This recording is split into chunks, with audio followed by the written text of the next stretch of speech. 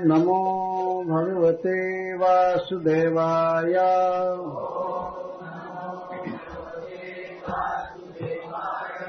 ओम नमो भगवते वासुदेवाय।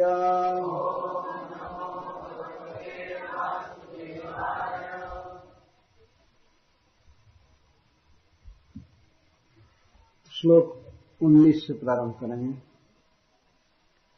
अथ अपराह्ने भगवान कृष्णः संकर्षण अन्वितः मथुरां प्राविशत् गोपैः दिदृक्षुः परिवारितः। अथापराह्ने भगवान् कृष्णः संकर्षणान्वितः मथुरां प्राविशत् गोपैः दिदृक्षुः परिवारितः। अथापराह्ने भगवान् कृष्णः संकर्षणान्वितः मथुरां प्राविशत् गोपैः दिदृक्षुः परिवारितः। ददर्श तां सात्विकतुङ्गगोपुरम्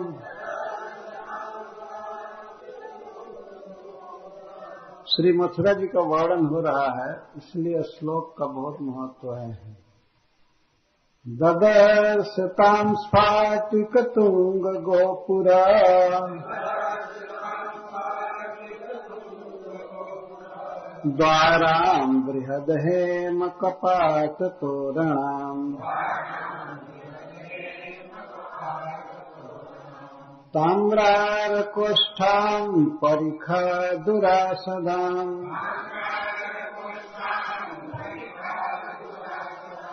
उद्यानरम्योपवनोपशोभिताम्।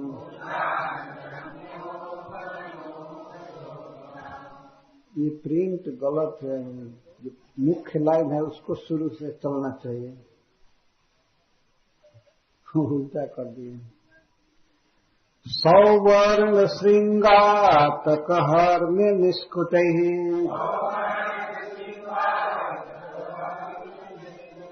श्रेणी सभाभिर्भवनैरुपस्कृताम् वैदुर्जवज्रामलनीलविद्रुमैः मुक्ता हरिद्भिः बलभिः सुवेदिषु जुष्टे सुजाला मुखरन्ध्रकुट्टिने आविष्ट पारावत बर्हिनादिकाम् संसिक्तरथ्यापणमार्गचत्वराम् प्रकीर्णमाल्याङ्कुरलाजतण्डुलाम् आपूर्णकुम्भैर्दधिचन्दनोक्षितैः प्रसूनदीपावलिभिः सपल्लवैः सवृन्दरम्भाक्रमुकैः सकेतुभिः स्वलङ्कृतद्वारगृहां सपत्तिकैः। चारों श्लोकों में मथुरा जी का वर्णन हुआ। अब श्री भगवान के प्रवेश का वर्णन हो रहा है। वृतौ प्रवेश का और मथुरा की स्त्रियों के द्वारा भगवान के प्रति प्रेम की बाढ़। वृतौ वयस्यै नरदेव वर्त्मना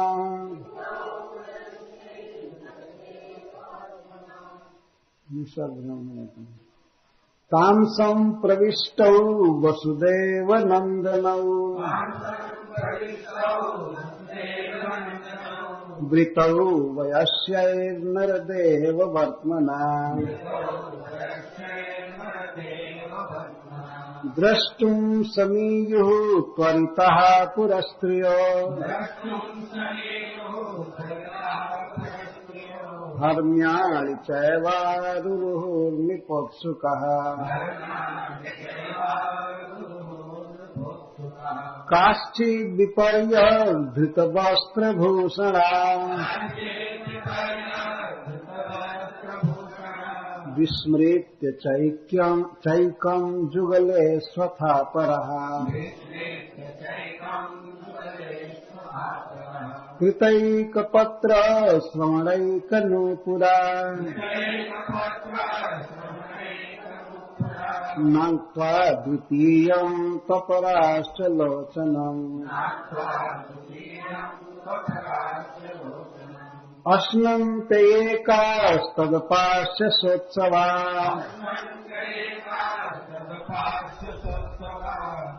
अभ्यज्यमाना अकृतोपमज्जनः स्वपन्त्य उत्थाय निशम्य निःस्वनम्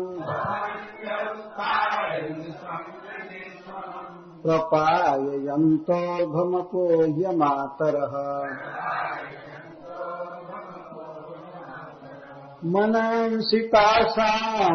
मनांसितासामरविन्दलोचनः प्रगौभलीला हसितावलोकनैः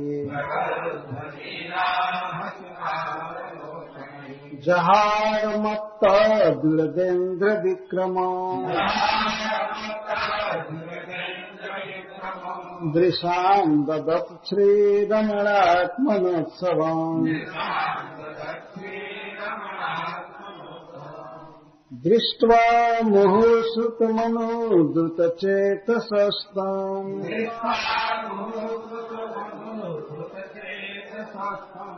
तत्प्रेक्षणस्मितसुधोक्षणलब्धमानः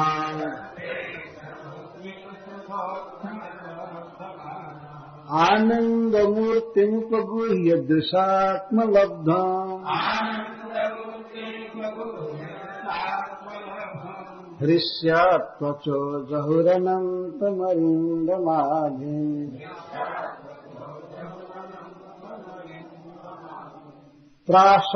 प्रासादशिखरारूढः विद्युत्फुल्लमुखाम्बुजः अभ्यवर्षन् सौमनस्य हि प्रमदा बलकेशवौ दध्यक्षतैः सोदपात्रैः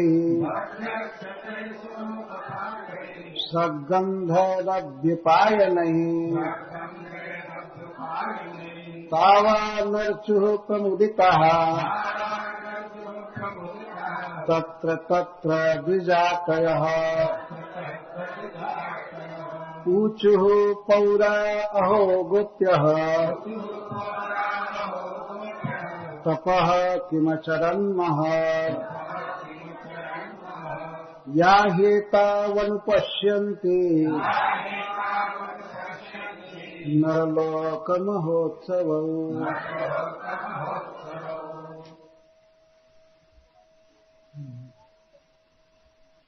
अथा जब श्री अक्रूर जी मथुरा में चले गए तब अपराह्ने दोपहर के बाद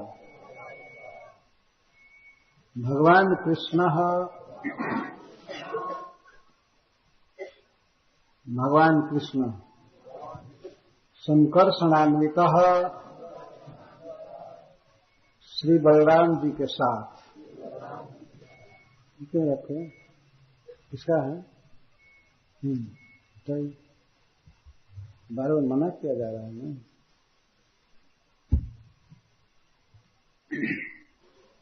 श्री बलराम जी के साथ मथुरा में प्राण ऋषभ प्रवेश किए। गोपही गोपों के साथ, दिदृक्षु देखने की लालसा से, श्री मथुरा जी को देखने की लालसा से, परिवारितः घिरे हुए,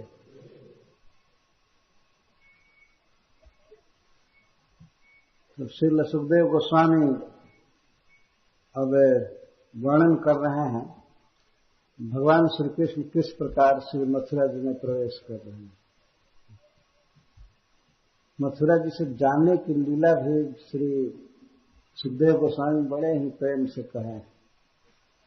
गए तो पिताजी की गोद में गए जन्म के बाद, और लगभग 11 वर्ष के बाद, 10.5 पौने 11 वर्ष के बाद ब्रज से लौटे हैं अपनी राजधानी मथुरा में।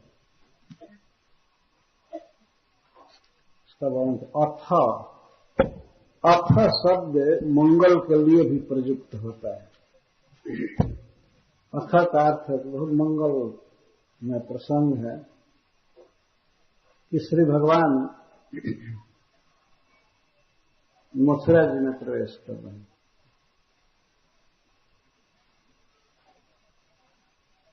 अर्थ शब्द बड़ा मंगलमय है, ओम की तरह। जैसे किसी मंत्र में ओम शब्द जुड़ता है तो किसी प्रकरण में अर्थ शब्द का भी प्रयोग किया जाता है। अथवा अर्थ का यहाँ अर्थ है श्री अक्रूर जी के मथुरा प्रवेश करने के बाद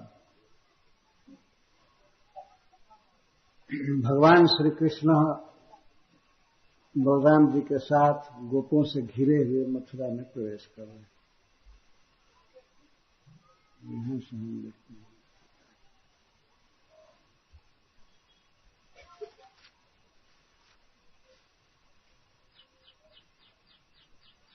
अथ अक्रूरस्य पुरी प्रवेशानन्तरम् अपराह्ने संकर्षणान्वितः भगवान कृष्णः गोपैः वयस्यैः परिवारितः परिवृतः वेष्टितः श्री दामादिभिः परिवारितः ताम्बूलार्पकादिभिः कादि परिवारतया सेवित इत्यर्थ।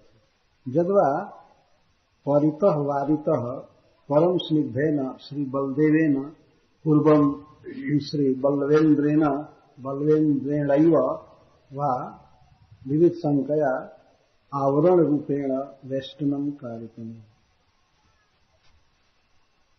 तो श्री कृष्ण जो स्वयं भगवान हैं,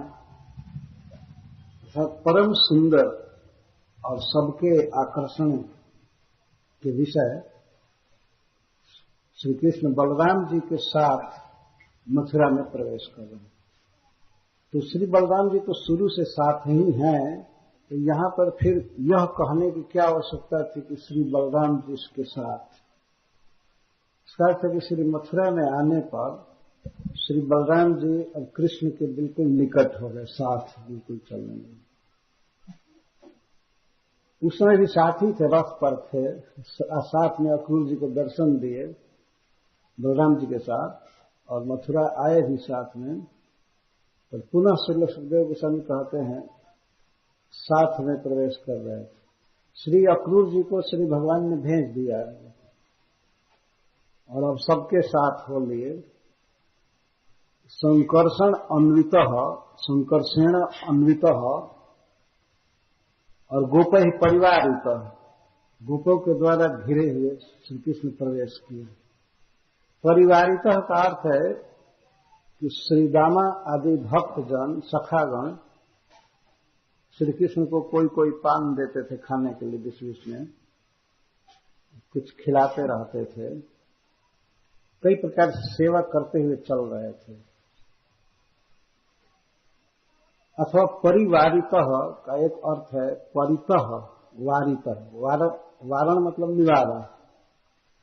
सब तरह से कई शंकाओं से श्री बलराम जी और इसके पहले उपवन में जब ठहरे थे तो पुरी में चलने के पहले, मथुरापुरी में चलने के पहले श्री नंद बाबा ने कहा, तुम जा रहे हो मथुरा में तो ये काम मत करना, बलराम के साथ हमेशा चलना।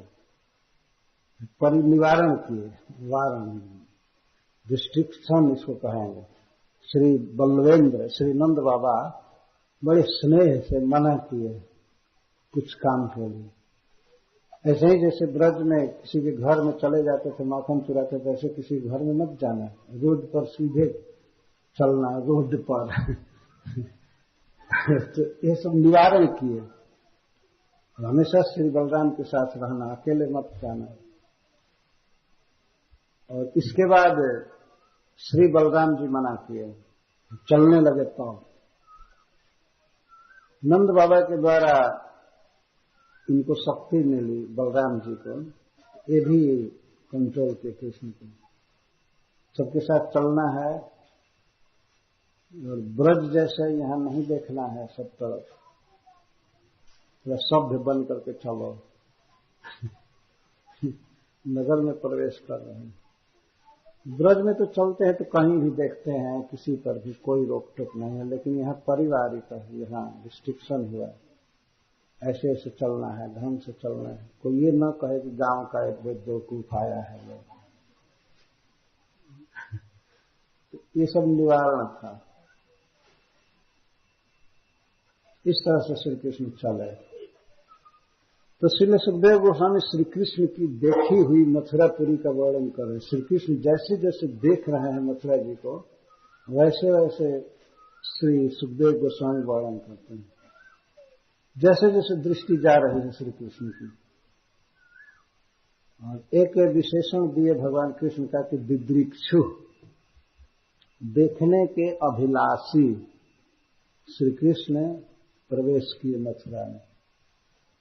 बहुत दिनों से लालसा होती थी मथुरा को देखने की, बीच बीच में चर्चा होती थी। आज आए हैं मथुरा जी में अपने सखाओं के साथ, श्री बलराम जी के साथ, देखना चाहते हैं, प्रवेश किए।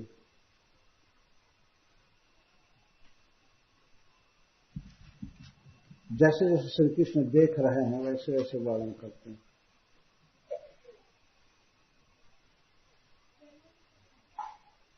ददर्शतां स्फाटिकतुंग गोपुर द्वारां बृहद्हेम कपाटतोरणां ताम्रारकोष्ठां परिखाधुरासदां उद्यान रम्योपवनोपशोभिताम्। श्री कृष्ण दृष्टां पुरीम अनुवर्णयति चतुर्भी। 4 श्लोकों में श्री मथुरा जी का वर्णन हो रहा है। भगवान श्री कृष्ण जैसे जैसे दृष्टिपात कर रहे हैं भवन पर, रोड पर और सब पर, वैसे वैसे सुखदेव गोस्वामी वर्णन कर रहे हैं। ताम ददर्श, श्री मधुपुरीम ददर्श, ददर्शतां स्फाटिकतुंग गोपुर द्वारां। स्फाटिकानि स्फटिकमयानि तुंगानि उच्छेकानि गोपुराणि पुरद्वाराणि अन्यानि च द्वाराणि अर्थात गृह द्वाराणि जस्याम सा ताम मथुरा। सबसे पहले श्री कृष्ण देख रहे हैं, गोपों के साथ देख रहे हैं, श्री बलराम जी के साथ, स्फटिक मणि की, संगमरमर की बनी हुई दीवार है, विशेष करके गोपुर और द्वार। गोपुर कहते हैं पूर्व द्वार को, नगर द्वार को। पहले नगरों के द्वार, नगर में प्रवेश करने के द्वार होते थे। बहुत बड़ा प्राचीर होता था, चहरदीवारी, और चहरदीवारी में चारों तरफ पूरब से, पश्चिम से, उत्तर से, दक्षिण से प्रवेश करने के द्वार होते थे जिनको गोपुर कहा जाता था, बहुत ऊंचे होते थे। और उसके ऊपर, उस द्वार के ऊपर भी रहने के लिए बनाया जाता था, जहां से सुरक्षा की जा सके उस नगर की। बहुत से अस्त्र शस्त्र रख करके सुरक्षा की जाती थी। शत्रुओं के आक्रमण का भय रहता ही था, तो इसको गोपुर कहते हैं। भगवान श्री कृष्ण श्री संकर्षण के साथ देखे पुरद्वाराणी, नगर के द्वार, बहुत से द्वार। आज भी दिल्ली में हम लोग सुनते हैं, लिखा हुआ पढ़ते हैं, बहुत से द्वार थे। जैसे इधर जयपुर की तरफ जाने के लिए अजमेरी गेट, आज भी वो स्थान है अजमेरी गेट का, अजमेर की तरफ निकलने के लिए। इधर लाहौरी गेट, लाहौर जाने के लिए। तो श्री कृष्ण क्या क्या देखे इसका वर्णन कर रहे हैं। ऐसा प्रश्न उठेगा कि उन्होंने पूरे द्वार देखा, तो पहले एक तरफ के नगर के द्वार को देखा होगा ना। तो पूरे द्वाराणी, सभी द्वारों का वर्णन सुखदेव जी कैसे कर रहे हैं। भगवान श्री कृष्ण घूम घूम करके सब देखे, क्या क्या देखे इसका वर्णन कर रहे हैं। तो उन्होंने नगर द्वारों को देखा, पूरे द्वाराणी और गृह द्वाराणी चौक। मथुरा नगर के घर के दरवाजों को देखा ध्यान से, और नगर के दरवाजों को देखा। तो मैं कह रहा था जैसे दिल्ली में आज भी वो सब नाम है, Kashmiri gate, Lahori gate, Ajmeri gate, और इधर मथुरा जाने के लिए भी गेट होगा ही दिल्ली से दक्षिण जाने के लिए। अब तो कोई गेट सेट है नहीं, क्या सुरक्षा होगी।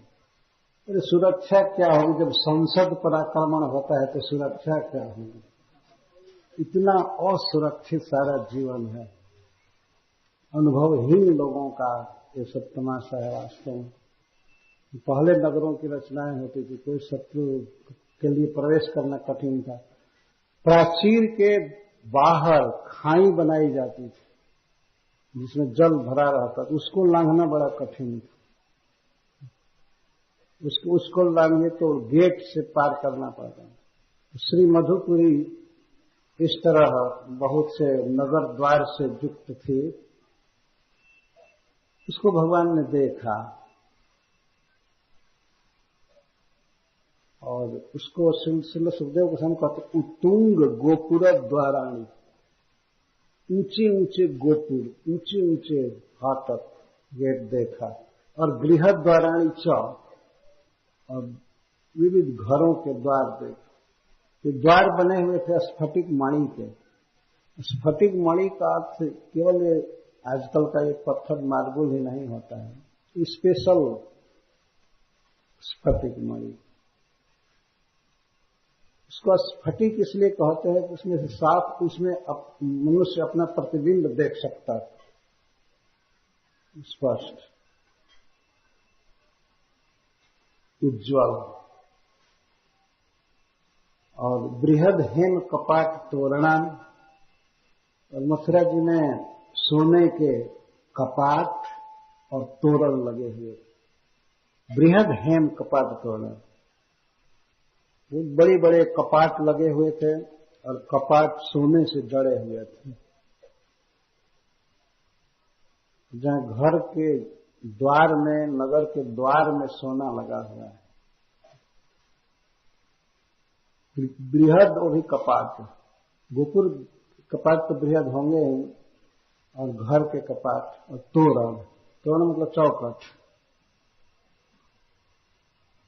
ये सब सोने के बने हुए थे। आजकल तो ईंट से चौखट जोड़ दिया जाए वही काफी होता है।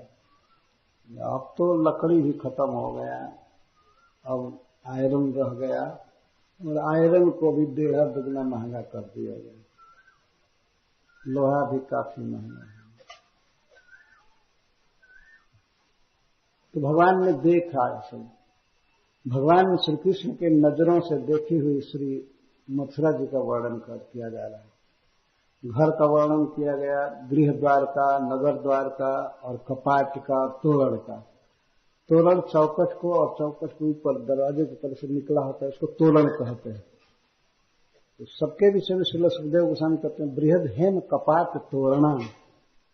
बृहद बड़े बड़े कपाट लगे हुए थे, और सोने के कपाट और सोने के तोरण।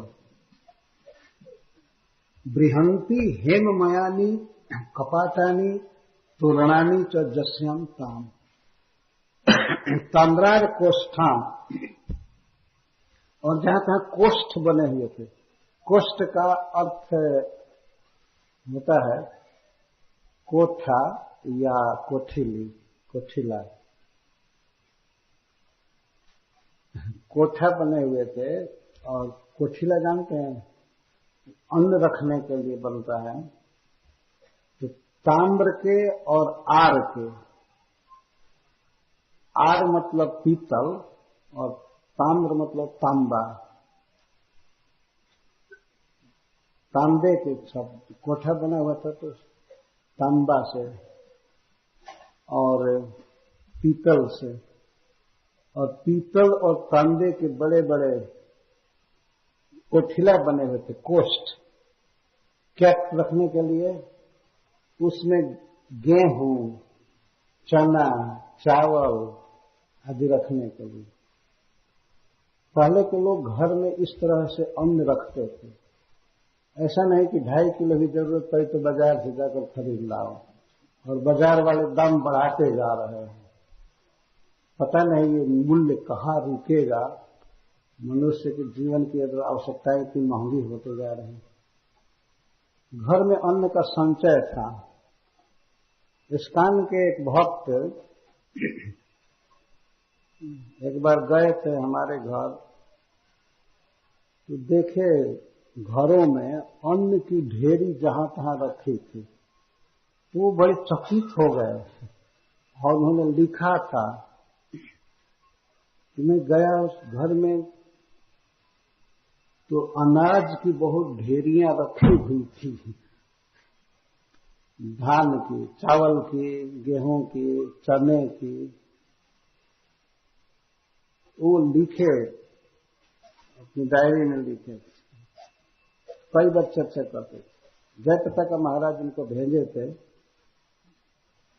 तो घूमते आइएगा, उधर बहुत से भक्त हैं। तो गए थे, बड़े प्रभावित हुए देख करके अनाज। तो प्रभुपाद जी के विचार को लिखे कि प्रभुपाद जी ने कहा है कि प्रत्येक घर में पर्याप्त अनाज रहना चाहिए, और कम से कम 1 गाय। प्रभुपाद जी ने लिखा जैसे कि गोदुग्ध जो अमृत है, सबसे बेस्ट दवाई भी है और पेय है, प्रत्येक घर में रहना चाहिए। प्रभुपाद जी लिखे हैं प्रचुर अन्न रहे और घी दूध रहे, यही घर का रत्न है वास्तव में। कलयुग वर्णन में कहते हैं सुखदेव गोस्वामी की, शून्य प्रायेषु सद्म। लोगों के घर बिल्कुल शून्य रहेंगे कलयुग में। शून्य यही है। अगर भोज्य सामग्री पर्याप्त नहीं है, दूध दही नहीं है, तो घर सूना है। और सब चीज रहकर क्या करेंगे? टीवी सीवी तो सर्वनाश का साधन। ये टीवी कितना 24 घंटा चले, लेकिन वो घर सूना है। कोई घर में आ जाए तो केवल ज्यादा से ज्यादा कृपा करेंगे तो चाय का पूछ लेंगे, चाय पिएंगे। चाय कौन सा पेय है कि पिएंगे?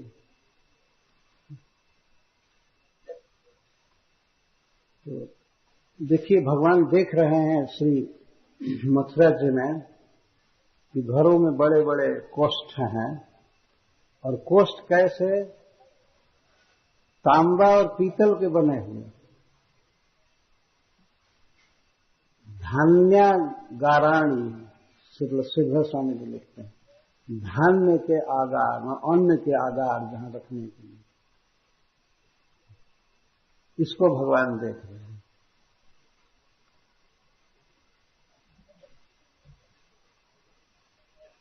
परीक्षा दुरासदाम, और मथुरा जी को उन्होंने देखा कि परीक्षाएं हैं, गड्ढे हैं नगर के चारों तरफ बहुत विशाल, और इसके कारण मथुरा में प्रवेश करना भी दुर्गम था, कोई शत्रु प्रवेश नहीं कर सकता था। दुरासदाम, दुर्गमाम, दुर्गम थी मथुरा। ये प्रश्न होगा कि तब ये गोप लोग कैसे प्रवेश कर गए? जब राजा का खास आदमी ही लाया है तो इसके लिए परमिशन एंट्री थोड़े कठिन हो सकती है। इसके तो सब सिग्नल ग्रीन था, कृष्ण के लिए जा सकते, प्रवेश कर सकते। इन खाई के कारण मथुरा दुर्गम थी, दुरासदा।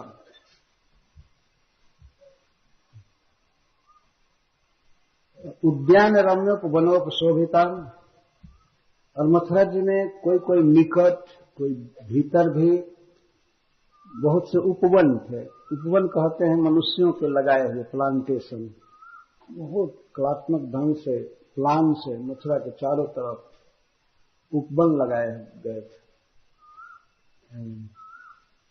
बिल्कुल निकट।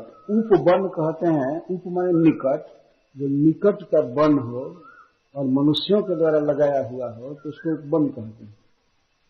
इसके साथ उद्यान भी थे जो थोड़ा मथुरा से दूर थे, उद्यान भी देखे चारों तरफ, उपवन भी देखे, और अत्यंत रम्य रम्याणी। उन उपवनों को, उद्यानों को देख करके कोई ऐसा नहीं था जिसके मन में ये इच्छा न हो जाए कि जरा इसमें घूमे। और वो आजकल का केवल पार्क नहीं, प्रयुक्त मतलब पर्याप्त फल और फूल से लदे हुए वृक्ष रहते थे, लताएं रहती थी। तो इसको श्री भगवान देख रहे हैं।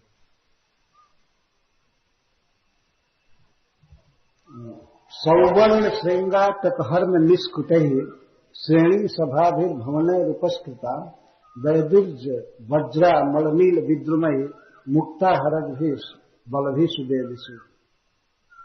और क्या क्या श्री कृष्ण देख रहे हैं श्री बलराम जी के साथ?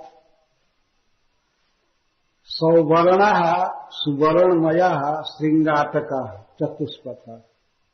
जो मथुरा जी के चौराहे थे, चतुष्पथ कहते हैं, चारों तरफ जो रोड निकलता है चौराहा, चतुष्पथ। तो इसको संस्कृत में श्रृंगाटक कहा जाता है। तो श्रृंगाटक जो थे वे लगभग स्वर्णमय थे। वहां अलकतरा और पत्थर का नामो निशान नहीं था।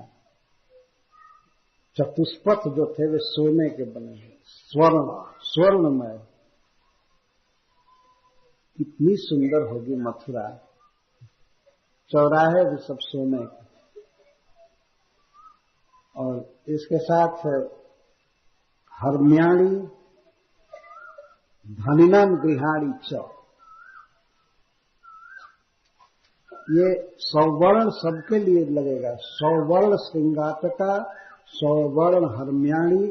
हर में कहते हैं ऊंचे ऊंचे भवनों को। तो श्रीपद श्रीधर स्वामी जी लिखते हैं धनिना गृहाणी, धनियों के गृह को हर में कहते हैं। प्रासाद, ऊंचा ऊंचा भवन, लगभग स्वर्णमय थे। सवर्ण सुखदेव गोस्वामी ऐसा मत समझिए कि ऐसे ही बोल रहे हैं सब सोना सोना सोना। सोना ही ज्यादा लगा हुआ है, बल्कि घरों में स्वर्णमय है। स्वर्णमय चतुष्पथ, स्वर्णमय धनियों के मकान और निष्कुट। निष्कुट कहते हैं गृहस्थित बगीचा को, छोटे बगीचा को। आराम भी उसको कहते हैं, निष्कुट।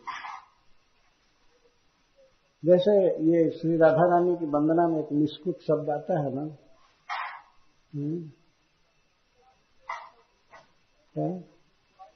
हरि निष्कुट वृंदावतिनेश। तो हरि का अर्थ है ग्रीन, हरा, और निष्कुट का अर्थ है बगीचा, छोटा बगीचा जो गृह में किसी के होता है, घर घर में से बगीचा। इनसे मथुरा जी बहुत सुंदर, निष्कुट गृहोचिता आरामाश्चतई श्रेणी सभा भी, सभा भी श्रेणियों के बैठने का स्थान। सभा कहते हैं जहां कुछ लोग उपवेशन करते हैं, बैठते हैं, मीटिंग करते हैं, कोई विचार विमर्श करते हैं या तमाशा देखते हैं, तो उसको उपवेश स्थान कहते हैं, बैठते हैं, उसको सभा भवन भी कहते हैं। तो श्रेणी सभा भी, श्रेणी का अर्थ होता है ऐसे शिल्पी, ऐसा काम करने वाले जो एक तरह के काम करते हैं, तो उनके घर अलग अलग होते हैं, अलग अलग। पहले ऐसा नहीं था कोई कहीं भी बस जाए, किसी भी मोहल्ले में और कहीं भी ऐसा छूट नहीं था। एक समान काम करने वाले और जाति के अनुसार भी सबको स्थान दिया जाता था, उनको श्रेणी कहते हैं। जैसे अगर माली कहीं बसे हैं तो एक एक जगह समान रूप से, माली भी श्रेणी कहे जाते हैं, नाई भी श्रेणी कहे जाते हैं, कई ऐसे श्रेणी हैं। तो श्रेणियों के सभा भवन, मीटिंग भवन। मीटिंग का मतलब केवल सरकार से विरोधी नारा लगाने के लिए मीटिंग नहीं, अपना मनोरंजन आदि ये सब करने के लिए सभा भवन। ये नहीं कि यूनियन भवन ये है, ये एकता केवल लड़ने के लिए यूनियन है। सभा भवन और अन्य भवन भी, तो श्रेणियों के सभा भवन और अन्य भवनों से श्री मधुपुरी अत्यंत अलंकृत थी।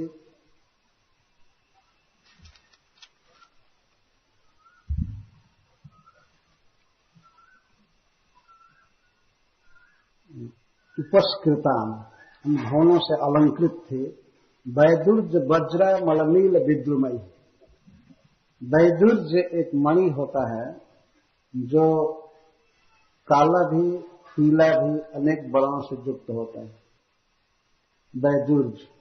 और वज्र, वज्र है हीरा को कहा गया है। तो वैदुर्ज मणि, हीरा, स्फटिक मणि और नीलमणि,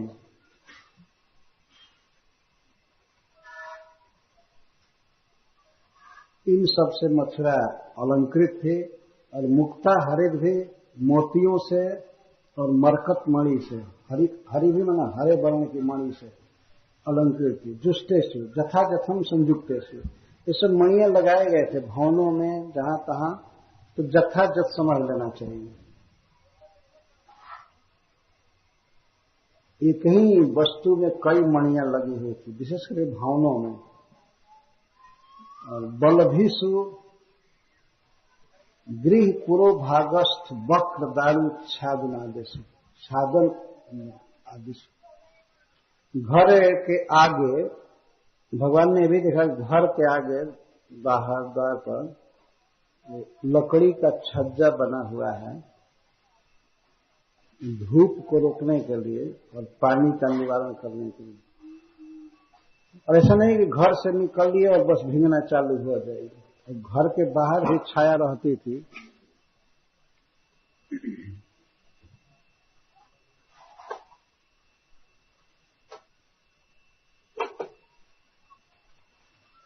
हरे कृष्ण।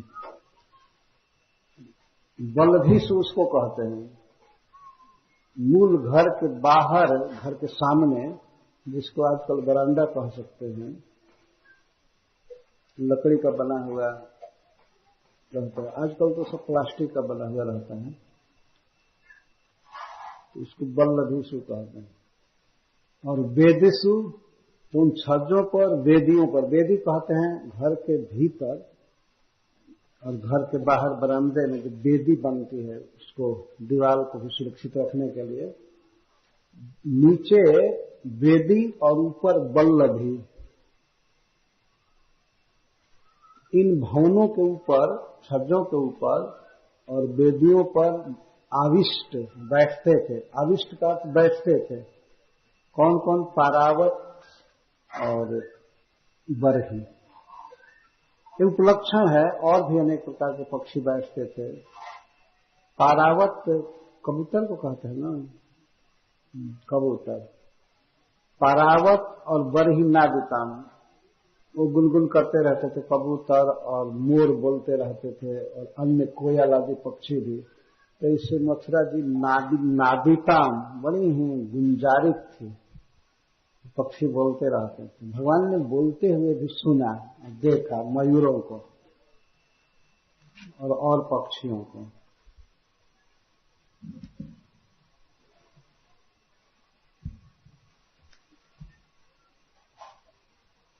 जुष्टेषु जाला मुखरंध्र कुट्टिमेषु आविष्ट पारावत बरही नादिता। जाला मुख गवाक्ष, खिड़की से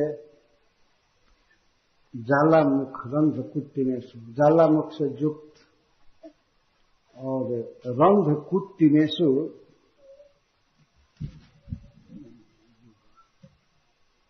जाला मुख रंध्रेषु गवाक्ष छिद्रेषु च कुट्टिमेषु मणिबद्धासु भूमिषु। मणियों से जो भूमि जड़ी होती है, मणि होती है, तो उसको कुट्टिम कहते हैं। कुट्टिम से मणि भूमियां थी, इन पर कबूतर और मयूर बोलते थे, नाचते थे। और इसके साथ साथ भगवान ने देखा कि श्री मथुरा का गली, छोटा रोड या बड़ा रोड और सब कुछ बिल्कुल छिड़काव किया गया है सुगंधित जल का। संसिक्त रथ्यापण मार्ग चत्वरा, समसिक्ता पूर्ण सिक्त है। ध्यान रखना चाहिए कि वह महीना फागुन का है। फागुन अमावस्या आने ही वाली है, एक ही दिन बाकी है, तो लगभग गर्मी का दिन होता ही है। तो सिक्त किया गया है। मथुरा जी के क्या क्या सिक्त हैं? तो रथ्या, आपण, मार्ग और चत्वर। रथ्या कहते हैं राजमार्ग को, जिस पर रथ चल सके उसको रथ्या कहते हैं। रथ्या, बड़े बड़े चौड़े मार्ग को रथ्या कहते हैं। और मार्ग, उसके अलावा और छोटे छोटे मार्ग। आपण, बाजार। बाजार अर्थात वो भी सब सिक्त था। नीचे रोड, थोड़ी धूल गर्दा, प्लास्टिक का तो उसमें नामो निशान था ही नहीं, एकदम स्वच्छ थी मथुरा। भगवान इसको देख रहे हैं। आपूर्ण कुंभय दधि चंदनोक्षित ही, और घड़े जहां तहां रखे गए थे द्वार पर, आपूर्ण कुंभ है, जल से भरे हुए घड़े रखे गए थे। दधि चंदनोक्षित ही, दधि और चंदन से सिक्त थे घड़े या द्वार सभी। दही छिड़के गए। दही बहुत उत्तम मंगलमय चीज है, देखने में भी, खाने में भी। इन सब चीजों का छिड़काव किया जाता था द्वार पर, घड़ों पर। भगवान श्री कृष्ण के लिए मधुपुरी सजी थी। भगवान की शक्तियां जो नित्य हैं, वे भगवान के आगमन से पहले ही मथुरा जी को सजा करके रखी। मथुरा जी स्वयं ही एक रमणी है, भगवान की प्रिया है, वो अपने को वासक सज्जा की तरह सजा करके रखी। सूरदास जी ने इस पर बहुत अच्छा अच्छा पद गाया है। पदों को गाया जाएगा बाद में। तो मथुरा जी सजी हुई एक रमणी की तरह, उस स्त्री की तरह जिसके पास उसके प्रियतम पति आ रहे हैं। वास्तव में मथुरा कृष्ण से ही अच्छी लगती है, इसके प्राण हैं। जैसे किसी पतिव्रता नारी का प्राण उसका पति है, तो अपने पति के आगमन की सूचना पा करके उसका स्वागत करने के लिए तैयार हो जाती है। ऐसे ही मथुरा जी तैयार होते हैं। रमणी के कई विविध अंग होते हैं, तो सूरदास जी वर्णन करते हैं कि क्या क्या दृश्य मथुरा रूपी रमणी का क्या क्या है। बड़ा सुंदर साहित्यिक वर्णन किए। तो कलश सोने के जो लगे हुए हैं पीले पीले, तो वर्णन करते हैं कि मानो ये मथुरा के स्तन हैं, मथुरा नगरी के, रमणी के। और हमको पूरा ध्यान नहीं है, वो बड़ा अच्छा वर्णन किए। सभी लोग श्री हरिश्री जी कहते हैं कि मथुरा अपने प्रियतम के आने पर अपने को पूर्ण सजा करके युक्त हो गई है। और वो तो एक बार वेणु गीत में कहते हैं कि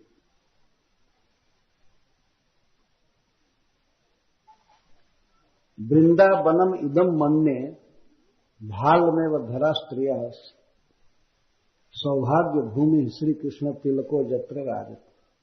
मैं तो ब्रजमंडल को, हरिश्री जी कहते हैं, मैं इस ब्रजमंडल को इस पृथ्वी रूपणी नारी का भाल मानता हूं, मस्तक मानता हूं। जैसे कोई स्त्री होती है तो उसका ललाट होता है, तो इस पृथ्वी रूपी रमणी का ललाट है वृंदावन। और जैसे किसी रमणी के ललाट में तिलक शोभित होता है, तो समस्त सौभाग्य के आधार श्री कृष्ण ही, जिसके सौभाग्य के सूचक तिलक हैं। इस पृथ्वी का ललाट है वृंदावन, और वृंदावन में श्री कृष्ण उसके तिलक की तरह है। सौभाग्य भूमि श्री कृष्ण तिलको जत्र राजते, तिलक। ऐसे श्री भगवान मथुरा जी में आ रहे हैं, तो मथुरा वो तो चिन्मय नगरी है, स्पिरिचुअल नगरी है, रमणी है, अपने को सजाए पूरा, बहुत सुंदर लग रहा है। इसीलिए तो भगवान दिदृक्षु हो गए। क्या परम ईश्वर भगवान श्री कृष्ण किसी नगर के पत्थर, दीवार, गली को देखना चाहेंगे? इसको देखने के लिए सुखदेव गोस्वामी कहते हैं दिदृक्षु, श्री कृष्ण देखने के लिए ललायित थे। तो उनकी प्रिया है श्री कृष्ण की, उनका अपना निज धाम है। धाम में भी जहां वो जन्म लिए हैं, और श्री कृष्ण की जन्म भूमि है, तो वो सजी हुई है और उसकी शोभा को श्री भगवान के नेत्र देख रहे हैं। इसीलिए श्रील सुखदेव गोस्वामी दिदृक्षु शब्द कह रहे हैं, देखने के अभिलाष। केवल फॉर्मालिटी नहीं थे, चल थोड़ा घूम लें, मथुरा कैसी है, देखने की लालसा है, एक एक दृश्य तो देख रहे हैं। प्रसून दीपावली भी मथुरा जी सजी हुई थी प्रसूनों से, फूलों से, मालाओं से और प्रदीपों से। दीपावली थी,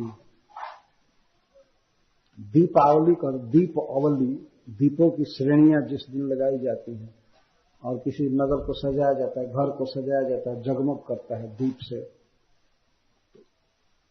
तो दीपक जले हुए थे स्वागत के लिए भगवान के। दीपावली और प्रसूनावली, फूलों की पंक्तियां, फूलों की मालाएं और दीपक की मालाएं, इनसे श्रृंगार था मथुरा जी का।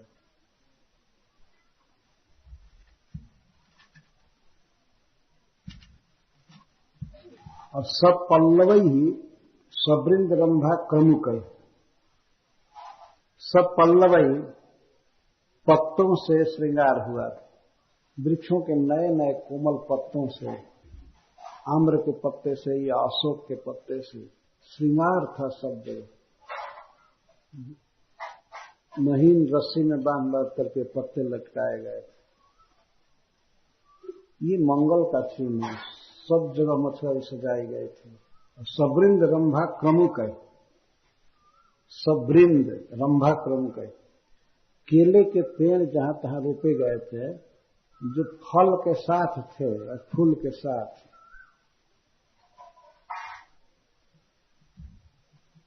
पहले से ही नहीं लगे थे, नए अभी रोपे गए थे, उनमें भी फल और फूल लगे हुए, रंभा में, कदली में, केला में, और क्रमुकई जहां तहां सुपारी के पौधे लगाए गए थे जिसमें फल थे, फल के साथ, पूग पोत्र उसको कहते हैं। और सखेतु भी, और श्री मथुरा जी विविध झंडों से, ध्वज से सजाई गई। सपट्टी कही और पट्टिक से भी, पट्टी कहते हैं बीते भर, वितस्ती प्रमाण कपड़े की पट्टी को बीता के बराबर, बीता से कहते हैं। इस अंगुली से इस अंगुली के अंत तक इसको बीता कहते हैं, वितस्ती संस्कृत में। तो इतने लंबे लंबे कपड़े, थोड़े चौड़े कपड़े सब सजाए गए थे जहां था। पट्टी कही, सब पट्टी कही।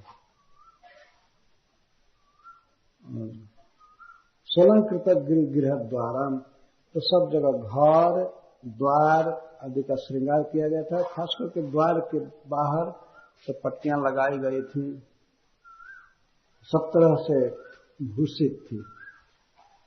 ये संक्षेप में श्री मथुरा जी का वर्णन किया गया। ऐसे पुरी में श्री कृष्ण और श्री बलराम प्रवेश कर रहे हैं। और जो प्रतिक्रिया हुई सो हुई, मतलब सारा जन समुदाय तो श्री कृष्ण को देखने के लिए मचला है। जो घरों में रहती हैं, जिन पर लज्जा का अंकुश होता है, ये सारी नारियां मथुरा की दौड़ पड़ी भगवान कृष्ण को देखने के लिए। सुखदेव जी वर्णन कर रहे हैं। तामसं प्रविष्टौ वसुदेव नंदनौ वृतौ वयस्यै नरदेव वर्त्मना द्रष्टुं समीयुस्त्वरिता पुरस्त्रियः हर्म्याणि चैवारुरुः नृपोत्सुका। हे नृप, हे महाराज परीक्षित, नरदेव वर्त्मना, राजमार्ग से, राजा जिस मार्ग से चलता है मुख्य रूप से उसको राजमार्ग कहते हैं। राजमार्ग का एक नेशनल हाईवे अर्थ नहीं होता है। राजमार्ग का अर्थ है राजा का मार्ग, जिस पर राजा चलता है। और जिस समय राजा चलता है रोड पर सभी किनारे हटा दिए जाते, कोई नहीं रहता। जैसे इस समय राष्ट्रपति की, गवर्नर की गाड़ी आती है तो कई पुलिस लग करके लोगों को हटाते हैं, कार अलग करो, ये करो, बल्कि रोक देते हैं रास्ता, इस तो कोई आगे ही नहीं। आज तो कोई खास राजमार्ग नहीं है, उसमें राजमार्ग होते थे श्रीनगर में, बहुत सुंदर। तो राजमार्ग पर श्री कृष्ण बलराम चल रहे थे अपने सखाओं के साथ। नंद बाबा अन्य कुछ अपने साथियों के साथ जाना चाहते थे, लेकिन श्री कृष्ण ने रोक दिया था कि बाबा आप आराम कीजिए, हम लोग घूम करके आते हैं। तो श्री नंद बाबा बलराम जी को लगाए थे कि तुम देखते रहना इसको। और कहां कहां नंद बाबा को हैरान करें, उन्होंने, उनकी इच्छा से सब चलता है, कृष्ण की इच्छा से, तो उन्होंने रोक दिया था नंद बाबा। ये दोनों जा रहे थे राजमार्ग पर, सबसे मुख्य मार्ग, ये भी अर्थ होता है राजमार्ग, मतलब मार्गों में राजा, वो भी एक अर्थ होता है श्रेष्ठ मार्ग पर, मथुरा के मुख्य मार्ग पर चल रहे थे। मुख्य मार्ग होली गेट से कहाँ पड़ेगा मुख्य मार्ग, वही है, उधर का भी इसके पास आता है। अब तो रूप बदल गया है मथुरा जी का, लेकिन उसमें भी जो मुख्य मार्ग था उस पर कृष्ण बलराम चल रहे थे। अपने घर में है, अपने राजधानी में है, इसीलिए दोनों परम आनंद में हैं। जैसे ब्रज में आनंद में है, वैसे यहां भी आनंद में है। चल रहे थे। जिन्हीं स्त्रियों को पता लगा कि कृष्ण बलराम आए हैं मथुरा में, वे ही अपना काम और अपना जो कुछ स्थिति थी सब छोड़ करके और कृष्ण को देखने चल दी। त्वरिता। सुखदेव जी कहते हैं कि तामसम प्रविष्टो वसुदेव नंदन। स्त्रियों ने सुना कि वसुदेव नंदन, दोनों वसुदेव नंदन श्री कृष्ण और बलराम सम प्रविष्ट मथुरा में सम्यक प्रवेश कर चुके हैं, तो द्रष्टुम समेयु, उनको देखने के लिए सम्यक इयु, सम्यक अभिमुखे न इयु, बिल्कुल श्री कृष्ण बलराम के सामने आने की कोशिश की। तो उसमें से बहुत सी स्त्रियां थी जो कि सामने ही आ गई श्री कृष्ण बलराम के, बिल्कुल उनको देखने के लिए। और कोई ध्यान नहीं है कि उनको कौन क्या कहेगा, क्या देख रही हो, घर का काम है, सब नहीं। सब कुछ भूल करके कृष्ण को देखने के लिए सामने आ गई। और जो सामने नहीं आ सकती थी, अधिकतर जिन पर लज्जा का अंकुश था, नवविवाहिता, वो सामने नहीं आ सकती थी ससुर के सामने या अपने ज्येष्ठ के सामने और सबके सामने। ये सब तुरंत बड़े बड़े भवनों पर चढ़ गई और खिड़कियों से अथवा छत पर से देखने लगी। अथवा इसके बाद हरनाड़ी आरोहु, ऊपर बहुत चढ़ गई, क्योंकि श्री कृष्ण चल रहे थे धीरे धीरे सखाओं के साथ, तो अब नीचे से दिखाई नहीं पड़ते, इसलिए अब ऊपर चढ़ गई उनको देखने के लिए। त्वरिता का अर्थ तुरंत। कोई काम कर रही थी, कोई खा रही थी, कोई पी रही थी, तो काम की पूर्णता पर ध्यान नहीं गया। तो सुना कि श्री कृष्ण आए हैं बलराम जी के साथ, उनको देखने के लिए द्रष्टुम समेयु, देखने के लिए चले। तो कोई कोठे पर चढ़ गई, खिड़की से देख रही हैं, कोई छत से देख रही हैं, और कोई तो बिल्कुल रास्ते पर ही आकर किनारे, रास्ते का मतलब ये रास्ता रोक करके नहीं, दोनों किनारे खड़े हो गए, देखने लगी। भगवान इतने सुंदर हैं कि उनको देखना ही जीवन का सबसे बड़ा पुरुषार्थ है, देखने के लिए आना। इस बुद्धि से नहीं, पुरुषार्थ बुद्धि से नहीं, तो इतना आकर्षण है श्री कृष्ण में, इतना सौंदर्य है कि उनको देखने की लालसा से आ गई। तो क्या इनको पहले से पता था कृष्ण का? हाँ, पहले से पता था, पहले से पता था। यहां तक कि श्री गोपी जनों के सौभाग्य की बातें भी सुनती थी कि गोपियां धन्य हैं जो श्री कृष्ण को देखती रहती हैं। वन में जाते समय और वन से आते समय शाम को देखती रहती थी। ये सब बातें मथुरा की नागरियों को पता था, क्योंकि श्री ब्रजमंडल बहुत दूर नहीं है, वृंदावन और नंदगांव बहुत दूर नहीं है, गोवर्धन जी बहुत दूर नहीं है। श्री कृष्ण के बारे में सब सूचना होती रहती थी उनको। तो जो ही उन्होंने सुना कि वसुदेव नंदन, वसुदेव जी के दोनों पुत्र मथुरा में आए हैं, तब ये आ गई देखने के लिए। कोई भी काम धंधा पर, कोई भी यहाँ तक स्नेह पर भी ध्यान नहीं दिया। यहाँ तक सुखदेव गोस्वामी कहते हैं जो अभी माताएं थीं, बिल्कुल छोटे छोटे बच्चे उनकी गोद में थे, उनका स्तन पी रहे थे या उनको दूध पिला रहे थे, झटपट बच्चे को छोड़ करके और चल दे श्री कृष्ण को देखने के लिए। वास्तव में श्री कृष्ण भक्ति मनुष्यों का जीव का ऐसा कर्तव्य है। तो ये कथा चल रही है गंगा जी के तट पर, और उस कथा में श्रोता हैं श्री नारद जी, भगवान वेदव्यास देव, परशुराम जी, वशिष्ठ जी, अत्रि, च्यवन, संसार के सबसे श्रेष्ठ लोग जुटे हुए हैं सुनने के लिए। सुखदेव गोस्वामी वर्णन कर रहे हैं कि श्री कृष्ण को देखने के लिए मथुरा की स्त्रियों में कितनी उत्सुकता थी और क्या क्या काम छोड़ दी थी। आजकल श्री कृष्ण के भजन के लिए वैसा ही अवसर है, फिर भी लोग अनेक प्रकार के कामों में फंसे हुए हैं। कितना भी अर्जेंट हो, कोई भी कथा चले, यहां तक भगवान खड़ा भी हो जाए कहीं आकर के, तब भी लोग, अभी हमारे बच्चे का एग्जाम चल रहा, इसके लिए कुछ भी त्याग रहे हैं, है ना, देखा जा रहा है, ये नग्न सत्य है। इसके लिए कोई ध्यान नहीं है। परिवार में ऐसी आसक्ति है, देह में आसक्ति है और अनेक प्रकार से आसक्ति है। नहीं, हमारा ये छूट जाएगा, हमारा ये छूट जाएगा, हमारा ये छूट जाएगा। अरे कृष्ण के लिए जो त्याग नहीं सकता, क्या उनको पाने की अभिलाषा करेगा?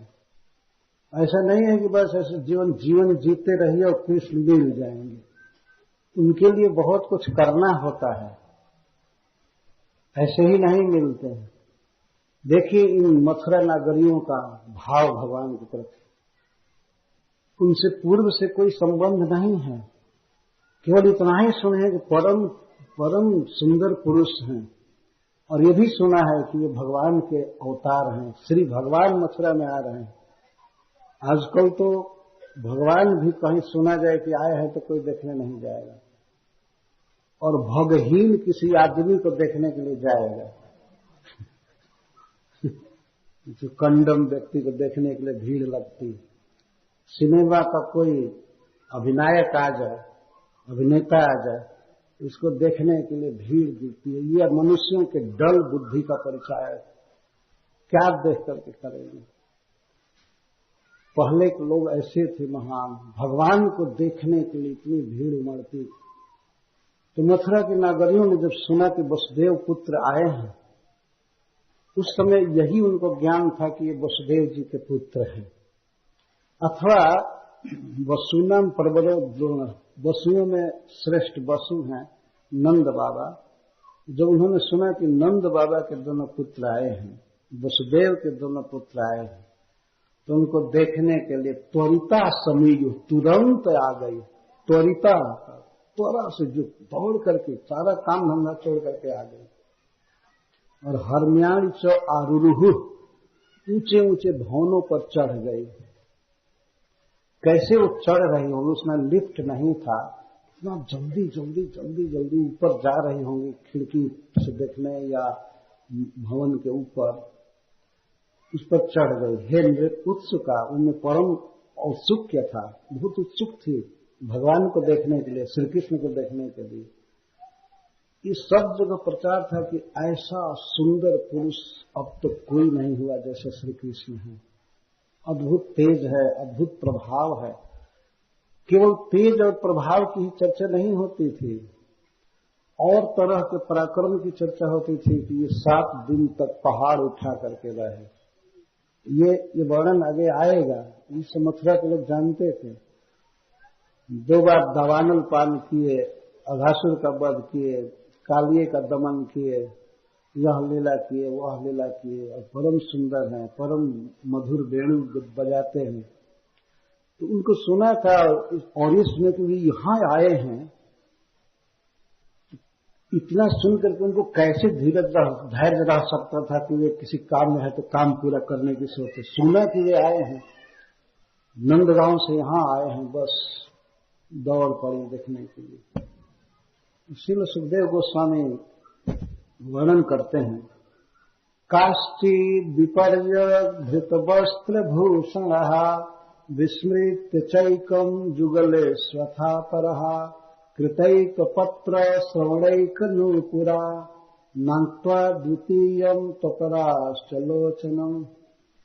कोई मथुरा नागरी काश्चित पुरस्त्रिय, कोई मथुरा नगर की स्त्रियां विपर्य धृत वस्त्र भूषणा, विपर्य विपरीत रूप से वस्त्र और आभूषण धारण की थी,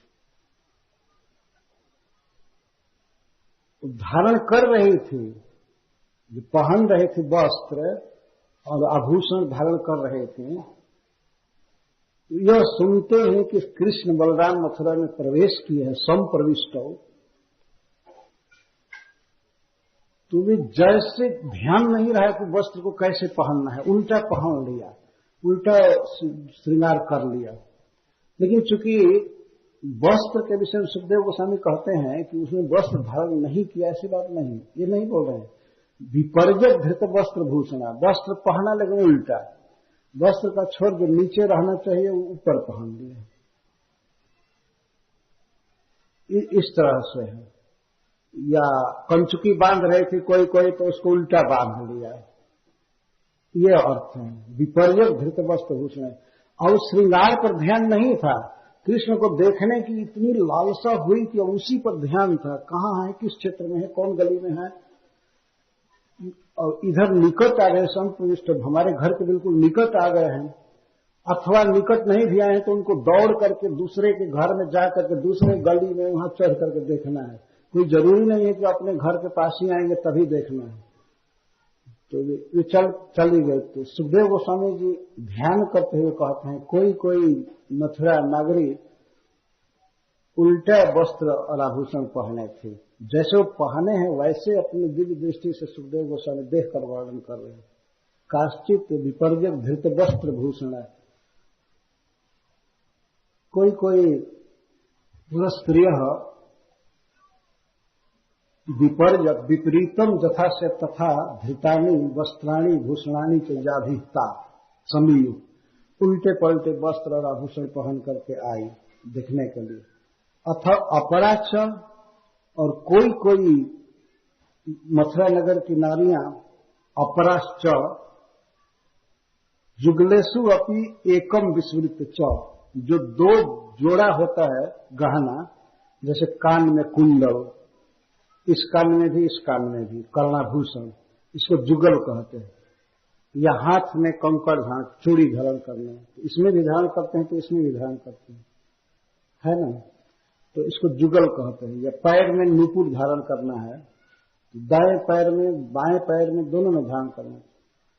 लेकिन जुगल धार्यसु, जो जुगल धारण करना चाहिए उसमें से किसी किसी को विस्मृत, एकम विस्मृत, कोई अभी पहनी थी, एक हाथ में एक चूड़ी पहनी थी तो तक दूसरे का ध्यान ही नहीं रहा, जैसे चूड़ी पहनने का ध्यान नहीं रहा। चूड़ी एक कांच की चूड़ी थोड़ी नहीं, सोने की चूड़ी है, तो पहनने का ध्यान नहीं रहा। कुंडल अभी कान में लगाई है तो बस किसी तरह लटका करके और चल दी, ध्यान ही नहीं रहा कि इसको पूरा करना है। नहीं पहने तो इतना ही पहनना है, पहनना है तो जितना पहनना है उतना ही पहनना है। तो कोई कोई एक कान में एक कुंडल, एक दूसरा नहीं धारण करना चाहिए, तो दोनों धारण करना चाहिए, लेकिन ध्यान नहीं है। एक कोई एक नुपुर भूल गई है, कोई कुंडल भूल गई, कोई कंकड़ भूल गई, जितना पहना है उतना ही पहना। एकम विस्मृत च शब्द अनुक्त समुच्चय, च शब्द से सुखदेव गोस्वामी कहते हैं इसी तरह से जितना भी नहीं कहा गया है सब समझ लेना चाहिए कि उल्टे पलटे आभूषण पहन करके।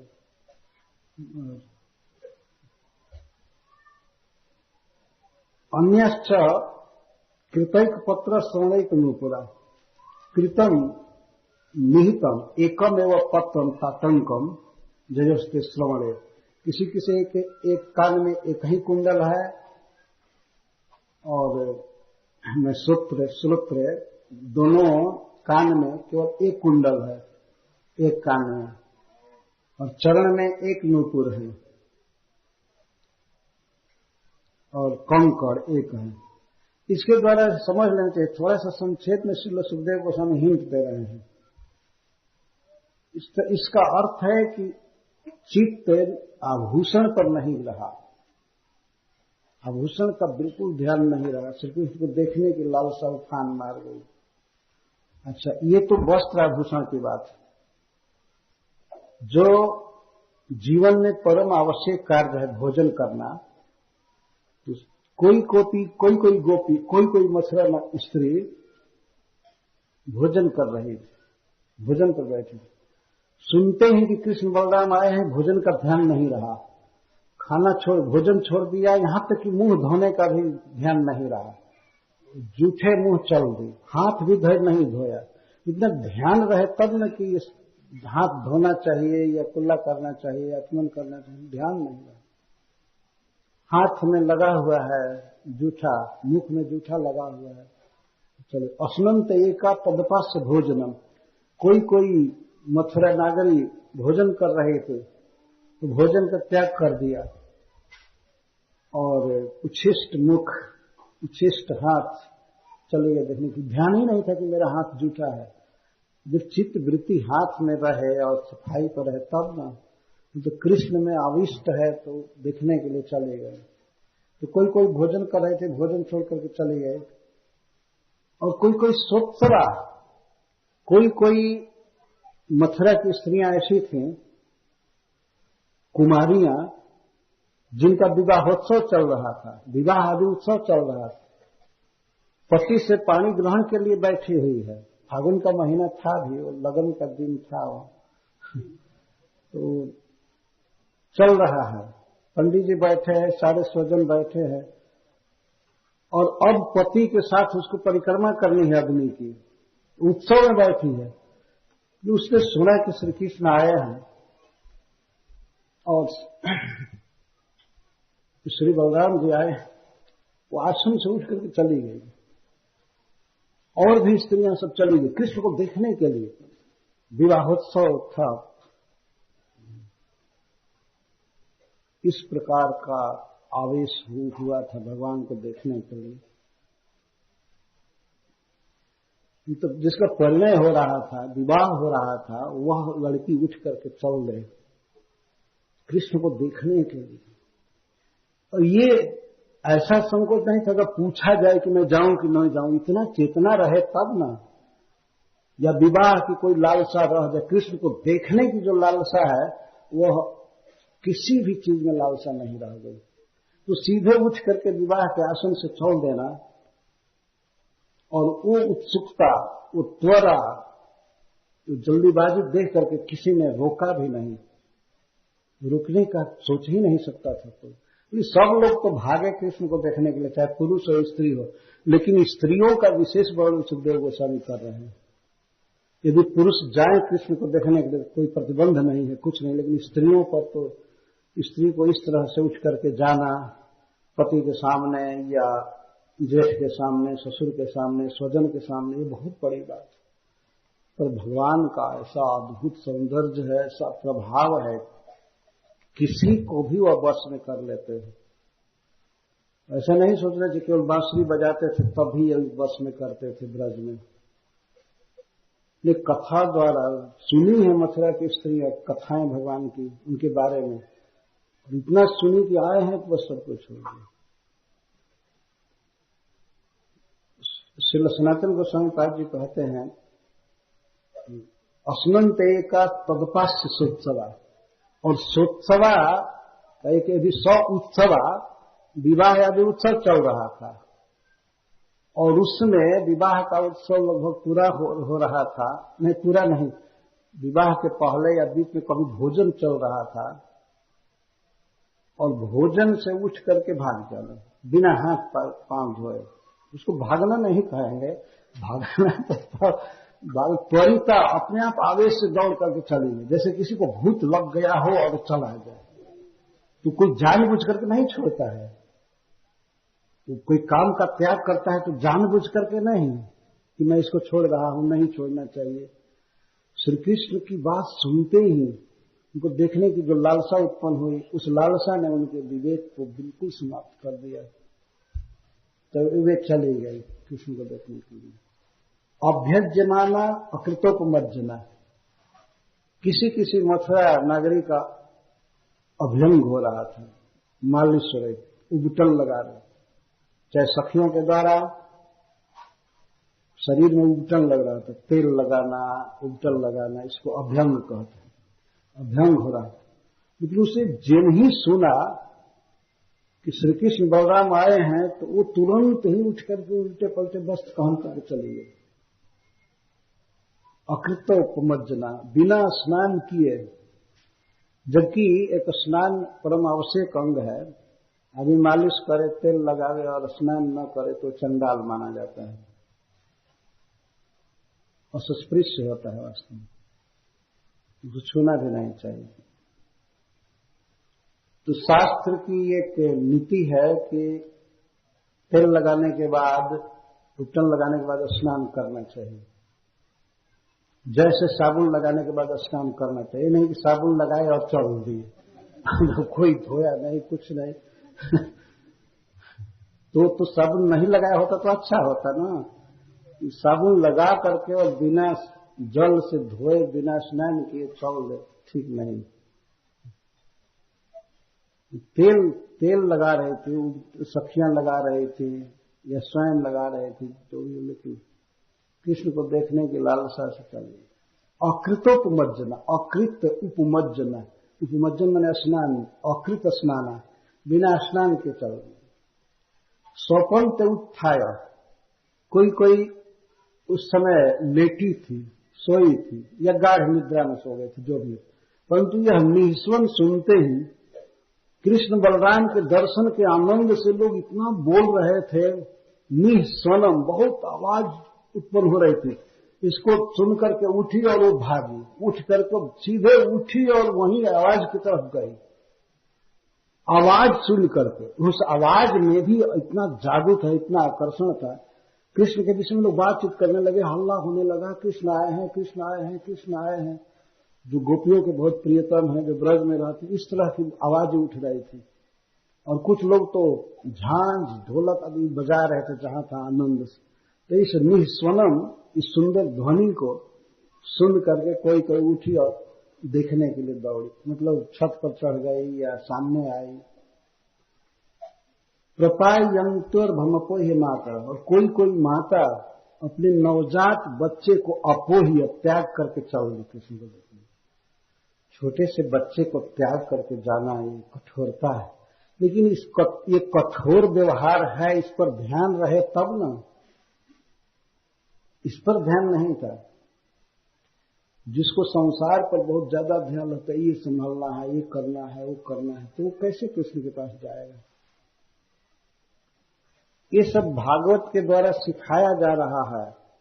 गोपियों के व्यवहार से, मथुरा की नागरियों के हिसाब दृष्टांत से, इस तरह से कृष्ण से उन्होंने प्रेम किया।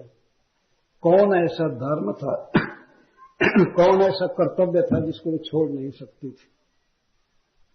विशेष करके गोपी जन, वो तो विरल है, उनका तो दृष्टांत अद्भुत है। पर मथुरा की नगरियां भी कम नहीं है, क्योंकि भगवान का आकर्षण सब जगह समान रूप से है। और भी जगह पर भी जाते थे तो सब लोग दौड़ पड़ते थे उनको देखने के लिए। तो कोई माताएं बच्चे का लालन पालन कर रहे थे, दूध पिला रहे थे। प्रपायंत्य, पिला रहे थे उसको, अपोह्य, पिलाना छोड़ करके और बच्चे को छोड़ करके चले गए। अगर व्यवहारिक दृष्टि से भी आप देखें तो बिल्कुल उचित है, भगवान के लिए इसको छोड़ना चाहिए।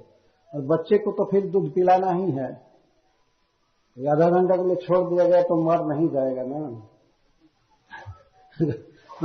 मथुरा की स्त्रियों के लिए मैं नहीं कह रहा हूं, वो तो छोड़ा यही धर्म है, छोड़ना। सर्व धर्मान परित्यज्य माम एकम शरणम, छोड़ना ही धर्म है वास्तव में। यदि वो कृष्ण के लिए छोड़ा जाता है, भगवान के लिए, वो तो उनको ऐसा दृष्टांत नहीं बनाया जा सकता कि उन्होंने छोड़ा, ये किया, वो किया। उनका तो अद्भुत था। भगवान डायरेक्ट आए थे मथुरा में, साक्षात थे, तो उनको देख करके कुछ भी छोड़ देना स्वाभाविक था। लेकिन इस प्राकृत जगत में, आज के समाज में भी यदि स्नेह का त्याग किया जाए कुछ काल के लिए तो यह बुरा नहीं है, यह ठीक है। ये नहीं कुछ भी हो, कथा हो रही हो, कीर्तन हो रहा है, कुछ उत्सव चल रहा है, तो कोई कहे हाँ ये तो चलता ही रहेगा, पहले घर को देखना है, ये तो चलेगा ही, रोज रोज चलता रहेगा। तो इस प्रकार की मानसिकता जिसकी होती है वो क्या कृष्ण से प्रेम करेगा। ये तो कुछ छोड़ करके जब प्रैक्टिकल भक्ति की जाती है तब धीरे धीरे मन बनता है, चित्त बनता है, भगवान में मन लग जाता है। लग जाने के बाद छूटना उसके लिए बिल्कुल स्वाभाविक होता है। यदि कृष्ण में मन नहीं लगा है तो छूटना ही महा मुश्किल हो जाता है। कैसे छोड़े, धर्म है, इनका पालन, इसका पालन, उसका ये है ना। ये आदमी मान लेता है, मन में एक धारणा बैठी रहती है, ये हमारे लिए जरूरी है, ये जरूरी है। जैसे अर्जुन के मन में धारणा थी, नहीं मैं युद्ध नहीं करूंगा, हमारे स्वजन मर जाएंगे, मैं कैसे द्रोणाचार्य पर बाण चलाऊंगा, कैसे भीष्म पितामह पर बाण चलाऊंगा। कैसे चलाए, बाद में चलाए ना, और आनंद से चलाए। चेतना का केवल अंतर है। जब आदमी के चित्त में कोई काम आवश्यक बैठा हुआ है तो बैठा है माया का प्रभाव, और चित्त में ये आ गया कि नहीं, कृष्ण की भक्ति करना ही हमारे जीवन का सर्वोपरि कर्तव्य है। भक्ति में बाधा देने वाला कोई भी विचार, कोई भी वस्तु ठीक नहीं है। अगर इस प्रकार की चेतना आ जाए तो उस भक्त के लिए भगवान का स्मरण करना, भक्ति करना आसान हो जाता है। जो चित्त में नहीं हुआ तो भजन करना कठिन लगेगा, बड़ा मुश्किल लगेगा। अगर चित्त में नहीं है तो इस प्रकार की कथा में एक दिन के लिए आना लगेगा कि अरे बाप रे बाप, पूरा संसार छोड़ करके जाना, ये हमसे कैसे हो। कैसे कुछ लोगों ने छोड़ा है, कुछ लोगों का स्वभाव है छोड़ देना, स्वभाव है, छोड़ते छोड़ते स्वभाव बन गया है। यहां कथा हो रही, यहां छोड़ना, चलना है, यहां हो रही, यहां चलना। ऐसी बात नहीं है कि उनके लिए वो और संसार का काम धंधा जरूरी नहीं, लेकिन मन मूल चीज है। मना एवं मनुष्याणाम कारणम बंध मोक्षय। मनुष्य का मन ही कारण है बंधन का, मुक्ति का। मन से कोई बात निकल गई तो फ्री है, और नहीं मन फंसा है तो फंसे हैं।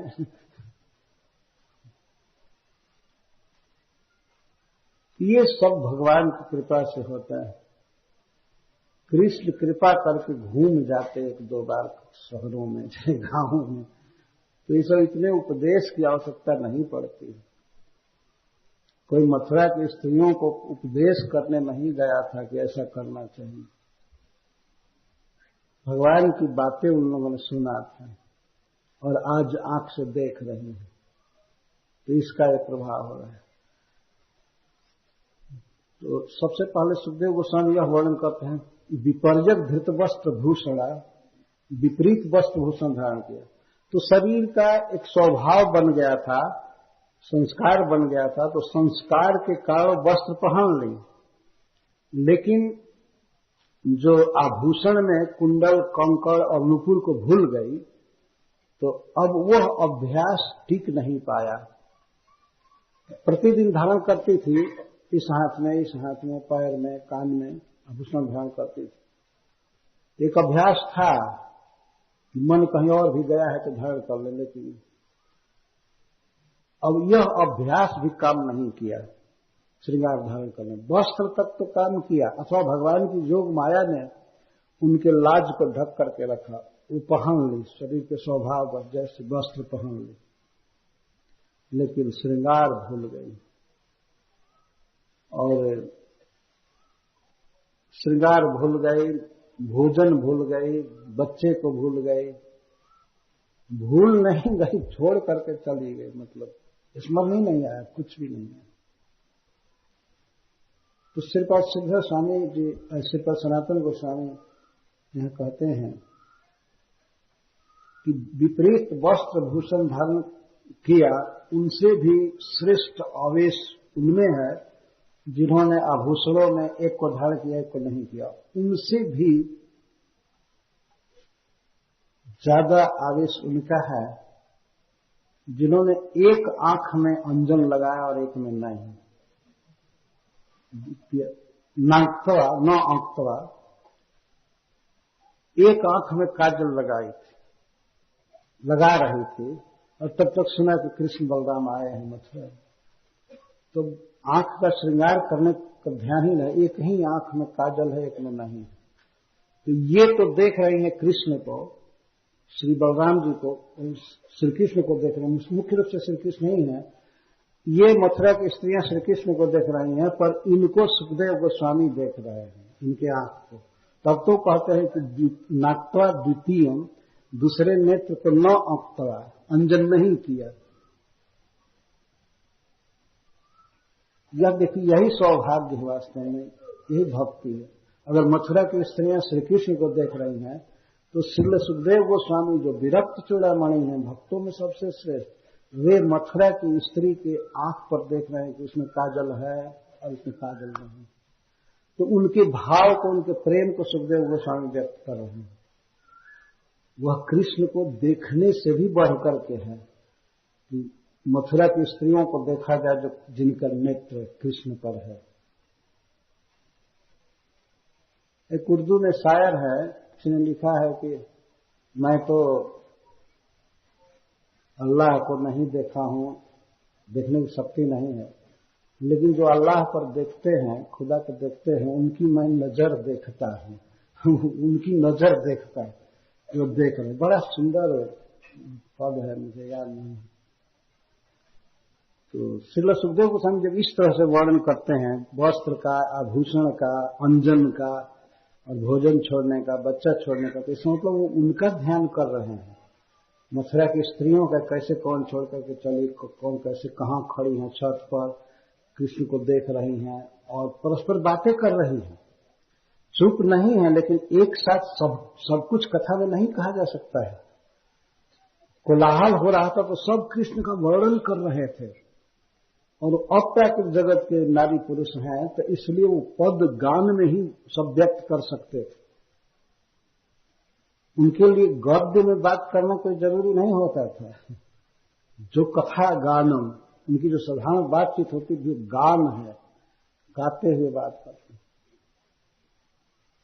तो साधारण रूप से वस्त्र आभूषण उल्टे पलटे पहनना उनसे श्रेष्ठ है वे जो एक श्रृंगार को धारण की दूसरे को नहीं, और उनसे भी श्रेष्ठ वे हैं जो एक आंख में अंजन की हैं और दूसरे में नहीं, और उनसे भी ज्यादा आवेश उनमें है जो भोजन करके चले गए और भोजन छोड़ करके, और उनसे भी आवेश उनमें है जो विवाह के मंडप से उठ करके चली गई, और उनसे भी ज्यादा आवेश उसको है जो रोते हुए बच्चे को छोड़ करके कोई प्रवाह नहीं की चली गई।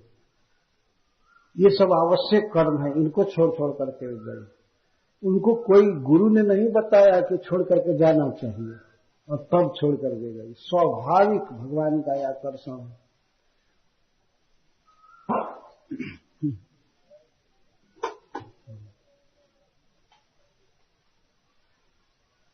हरे कृष्ण। क्या क्या प्रभाव है? प्रथम प्रभाव सुखदेव गोस्वामी वर्णन करेंगे आगे। प्रथम प्रभाव ये था कि बहुत सुनी थी, बारंबार कृष्ण के विषय में सुनी थी, और कोई कृष्ण दूर नहीं थे। आज की लीला मथुरा में ताजी कही जाती थी, सब फैल जाती थी बात श्री नारद जी द्वारा या और सबके द्वारा, या यहाँ तक कि ये ब्रज में कुछ लोग आते थे देख करके, कोल भील भी जाते थे मथुरा में कुछ काम के लिए, तो वे वर्णन करते थे, तो उसको सुनती थी। तो कभी देवता सरस्वती जी या ब्रह्मा जी बहुत साधारण वेश धारण करके मथुरा में सब बातें बताया करते थे, उनको पता था। उसका वर्णन सुखदेव गोस्वामी आगे करते हैं।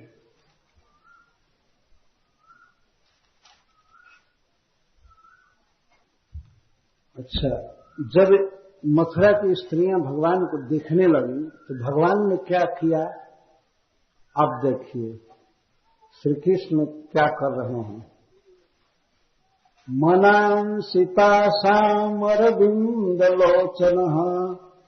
प्रगल्भ लीला हसितावलोकनैः जहार मत्त दुर्देन्द्र विक्रमो दृशा ददत् श्री रमणात्मनोत्सवम्।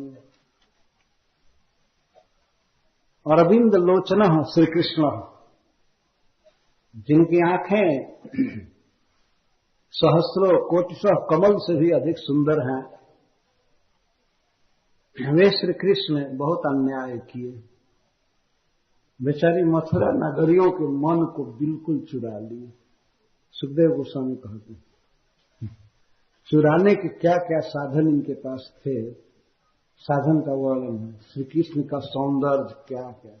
एक तो आंख तो अरविंद है, अरविंद लोचन, कमल नयन। भगवान का नाम ही है कमल नयन। केवल कमल नयन कह दिया जाए तो इसका अर्थ है कि भगवान श्री कृष्ण या भगवान विष्णु। अद्भुत आंखें हैं, तो आंखों से ये देख रहे थे, उनकी आंखों को देखी मथुरा नगर में, और श्री कृष्ण प्रगल्भ लीला हसिता अवलोकन, श्री कृष्ण उनके मन को कैसे चुरा लिए। चुरा लेने का मतलब उनका मन उनके पास अब बिल्कुल पहले से ही नहीं था, जो भी थोड़ा मन था वो ले लिए, चुरा लिए पूरा निशेष। जहारा मैंने हर लिए, अपहरण कर लिए। प्रगल्भ लीला हसिता अवलोक में, प्रगल्भ का अर्थ होता है दक्ष, निपुण। लीला पूर्वक ही लीला करते हुए जब श्री कृष्ण देखते हैं तो उनका देखना ही एक लीला में होता है, आनंद में।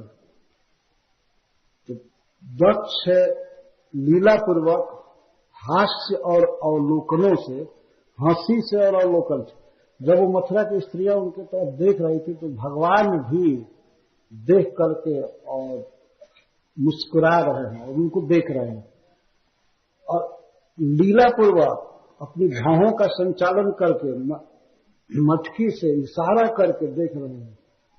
और ये मतलब सूचना दे रहे हैं कि हाँ हाँ मैं भी देख रहा हूं, आप देख रहे हैं तो मैं भी देख रहा हूं। तो जैसे वे आविष्ट है कृष्ण को देखने में, तो कृष्ण भी अपना मनोभाव व्यक्त कर रहे थे अपने नजर द्वारा, अपने मुस्कान द्वारा। कोई स्त्री देख रही है, उसको देख करके मुस्कुराना और तिरछी चित्रों से देखना, इशारा करके देखना, इनके द्वारा और श्री कृष्ण के परम सुंदर श्री विग्रह को देख करके, श्री कृष्ण की गति को देख करके, चाल को देख करके उनका मन अपने बस में नहीं रह गया और श्री कृष्ण ने उनके मन को चुरा लिया। श्रील विश्वनाथ चक्रवर्ती ठाकुर कहते हैं कि श्री कृष्ण चुराए, पहले थोड़ा कम, बहुत कम दाम दिए और चुराए ज्यादा। एक बार इशारा किए, केवल एक बार इशारा करके देख लिए, मुस्कुरा दिए, तो मूल्य इतना कम दिए और मन रूपी रत्न पूरा हार दिए, चुरा दिए। तो ये चोरी ही कही जाएगी, तो कोई दाम देना नहीं हुआ। दाम देना तब होता जबकि निरंतर ही साथ रहते, मुस्कुराते रहते हैं, ठीक है पूरा दाम देते। लेकिन इतना सुंदर मन मथुरा के स्त्रियों का, एक बार इशारा करके और एक बार चाल, मस्त चाल से चल करके। इसमें सुखदेव गोस्वामी वर्णन करते हैं, एक तो आंख कमल नयन है, कमल के समान सुंदर, एक विशेषता, और दूसरा प्रगल्भ लीला।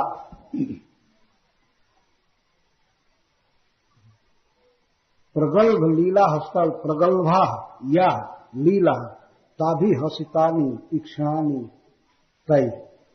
हंसी द्वारा, दृष्टिपात द्वारा और लीला पूर्वक अवलोकन द्वारा। और श्री रमणात्मना, श्रीयम रमयति इति श्री रमण तेन आत्मना वपुषा।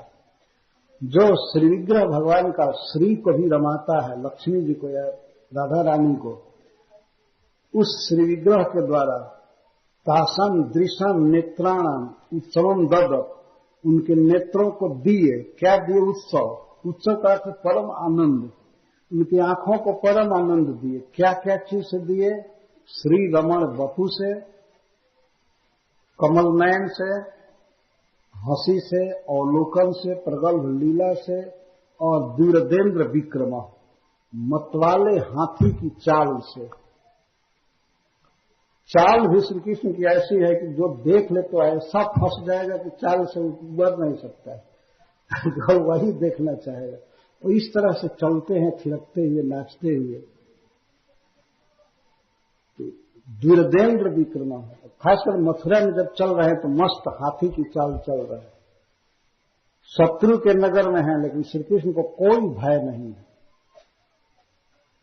मस्त गति से चल रहे हैं। इसके द्वारा, हंसी द्वारा, चितवन द्वारा और श्री रमण आत्मा द्वारा, श्री देह द्वारा उनके मन को जहारा, पूरा पूरा हर लिया। अर्थात उनका मन चाल में फंसा था, हंसी में फंसा था, नेत्र में, श्री विग्रह में, उनकी लीलाओं में सहज है। अरविंद लोचना इति परम सहज परम सौंदर्यम उत्तम। अरविंद लोचन कहा करके श्री सनातन गोस्वामी कहते हैं कि सुखदेव गोस्वामी श्री कृष्ण के सहज परम सौंदर्य का वर्णन कर रहे हैं और उसका स्वाभाविकत्व है। परंतु फिर भी विशेष मनोहर उनकी मनोहरता को व्यक्त करने के लिए अनेक साधन कर रहे हैं। इदम मनोहरण साधनम आद्यम। पहला साधन क्या है किसी के मन को हरने में श्री कृष्ण के पास? नेत्र। नेत्र इतने सुंदर हैं और मुख इतना सुंदर है कि उसको देख करके मन अब कहीं रह ही नहीं सकता है। मन हरने का पहला साधन ये है। इसलिए श्री सुखदेव गोस्वामी कहते हैं मनांसितासाम अरविंद लोचन पहला साधन। और दूसरा साधन है प्रगल्भेति। प्रगल्भा प्रौढ़ा तासाम मनोहरण समर्था या लीला। और लीला, लीला क्या है? भ्रू नर्तन, आंखों का इशारा, भौहें मटकाना देख करके। इसका अर्थ होता है कि संकुचित आंखों को निकोच करके और इशारा करना कि किसी स्त्री को इस तरह से देख करके श्री कृष्ण इशारा कर रहे हैं कि उसका मन कैसे उसके बस में रह सकता है। इसको प्रौढ़ है लीला कहते हैं, लीला। और इसके बाद हंसिता, हंसना और अवलोकन। एक बार नहीं, अनेक आवृत्ति हो रही है। अवलोकन ही, हंसिता ही, बार बार हंसना और बार बार देखना। ध्यान रखना चाहिए कि परम पुरुष श्री भगवान की लीला है। ये परम दिव्य, कोई प्राकृत धरातल की चीज नहीं है, ये अद्भुत है। वास्तव में भक्त जन ही इसको समझ सकते हैं, इसका आस्वादन कर सकते हैं। भगवान का इशारा करना, देखना, हंसना मथुरा के स्त्रियों पर, ये सब साधन बताया जा रहा है। और साधन है मत गजेंद्रात अपि विक्रम पराक्रम विशिष्ट क्रम गति जस्य। ये क्यों मन को हरण कर रहा है? गति तेज नहीं है, हाथी मस्त चलता है, तो इनका मनोहरण करने में पूरा इनका संकल्प भी है, मन को हर लेना है। अर्थात अपने सौंदर्य को व्यक्त कर रहे तो धीरे धीरे चल रहे हैं, ऐसा नहीं जल्दी जल्दी पार कर जाए। इनको पूरा आनंद दे रहे हैं अपनी गति द्वारा, अपने मुस्कान द्वारा, चितवन द्वारा। इस तरह से मनांसिता साम अरविंद लोचना, अरविंद लोचन उनके मन को जहारा, हर लिया। अर्थात पूर्णतः मन उनमें आविष्ट हो गया। न अपने परिवार का ध्यान था, न देह का ध्यान था, न और किसी का ध्यान नहीं, संसार का बिल्कुल ध्यान नहीं था। केवल श्री कृष्ण के मुस्कान में, अवलोकन में, उनके श्री रमण वपु में, सुंदर शरीर में, चाल में, प्रगल्भ लीला में ही लगा हुआ है। इसको कहते हैं सुखदेव गोस्वामी की मन को हर लिया भगवान। तो विश्वनाथ चक्रवर्ती ठाकुर कहते हैं कि ऐसा अन्याय नहीं करना चाहिए। दिए उनके निदृशा महोत्सवम, उनकी आंखों को महा उत्सव दिए, लेकिन रत्न हर लिए। मनोरत्न, जब मन हर लिए तब वे क्या कर रही हैं?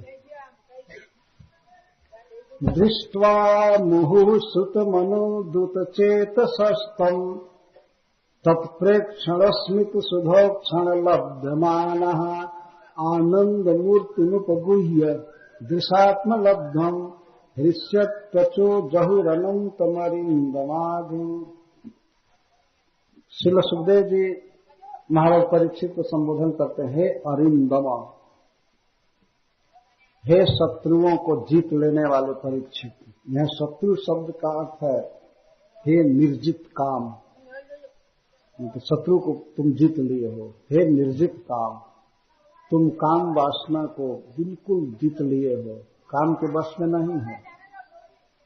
या भक्ति विघ्न जो भी है वही सबसे बड़ा शत्रु है, तो उसको तुमने जीत लिया है। श्री मथुरा नगरियां मुहुः श्रुतम, मुहु का अर्थ बारंबार बहुत काल तक श्रुतम श्री कृष्ण के विषय में सुनती रहती थी। ये प्रश्न यहां उठेगा कि अकस्मात श्री कृष्ण में इस तरह का अनुराग कैसे हो गया। तो उसका तो उत्तर है कि भगवान के स्वरूप में वह जादू है कि कोई भी देखे उसमें प्रेम उत्पन्न हो ही जाता है। वो चाहे मनुष्य हो, देवता हो, यहां तक कि पशु पक्षी भी हो, कीट पतंग भी, तो उसमें प्रेम उत्पन्न हो जाता है श्री कृष्ण को देख करके, उनकी बांसुरी को सुन करके। ये उनका सहज प्रभाव है। लेकिन एक और बात कह रहे हैं कि मुहु श्रुतम, मथुरा की रमणियां बारंबार बहुत काल से श्री कृष्ण के विषय में सुनी है। मुहु श्रुतम, मुहु का से बारंबार, सिद्ध समझिए आपको, बारंबार सुनी है। बारंबार सुनने का प्रभाव होता है, तब मन कृष्ण में आविष्ट होता है। ऐसा नहीं सुने तो एक बार हो गया, दो बार हुआ, और कितना सुने, केवल यही काम थोड़े है। तो और क्या काम है और क्या काम है? जब खाने पीने का काम चल रहा हो तो और क्या क्या बटोर कर करेंगे, इकट्ठा करके सब ले जाएंगे क्या? ये तो काम चलाने के लिए, जीने के लिए, और जी करके करें क्या? जीवन से तत्व जिज्ञासा, तत्व तो भगवान परमात्मा और ब्रह्म है। ये तत्व इसी को कहते हैं। तो तत्व को कैसे अनुभव करेंगे? तो छद धाना मुने ज्ञान वैराग युक्त्या पश्चिन्तात्मनिचात्मान भक्त्या श्रुत गृहीत है।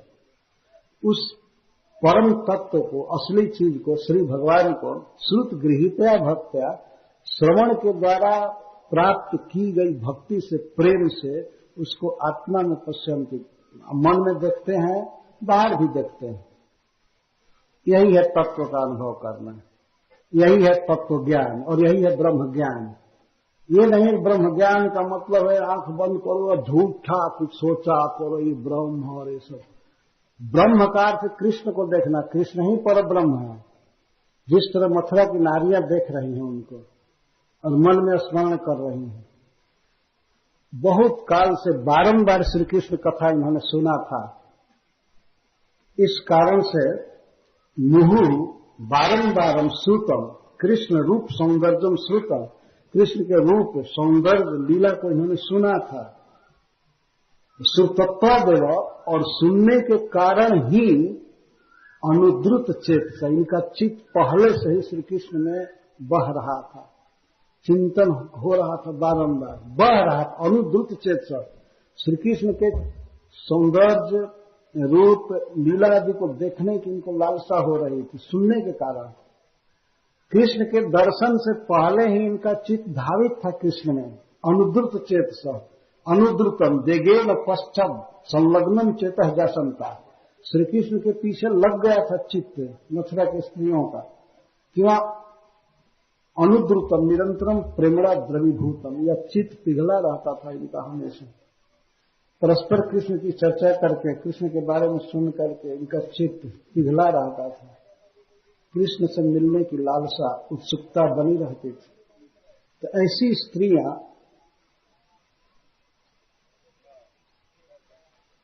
आज भगवान को देख रही हैं, जिनके बारे में सुनी है। तम दृष्टवा, ऐसे प्रियतम श्री कृष्ण को देख करके, तत्प्रेक्षण सुधस्मित सुधो, तत्प्रेक्षण सुस्मित सुधोक्षण लब्धमान, एक तो ये देख रहे हैं कृष्ण को, और कृष्ण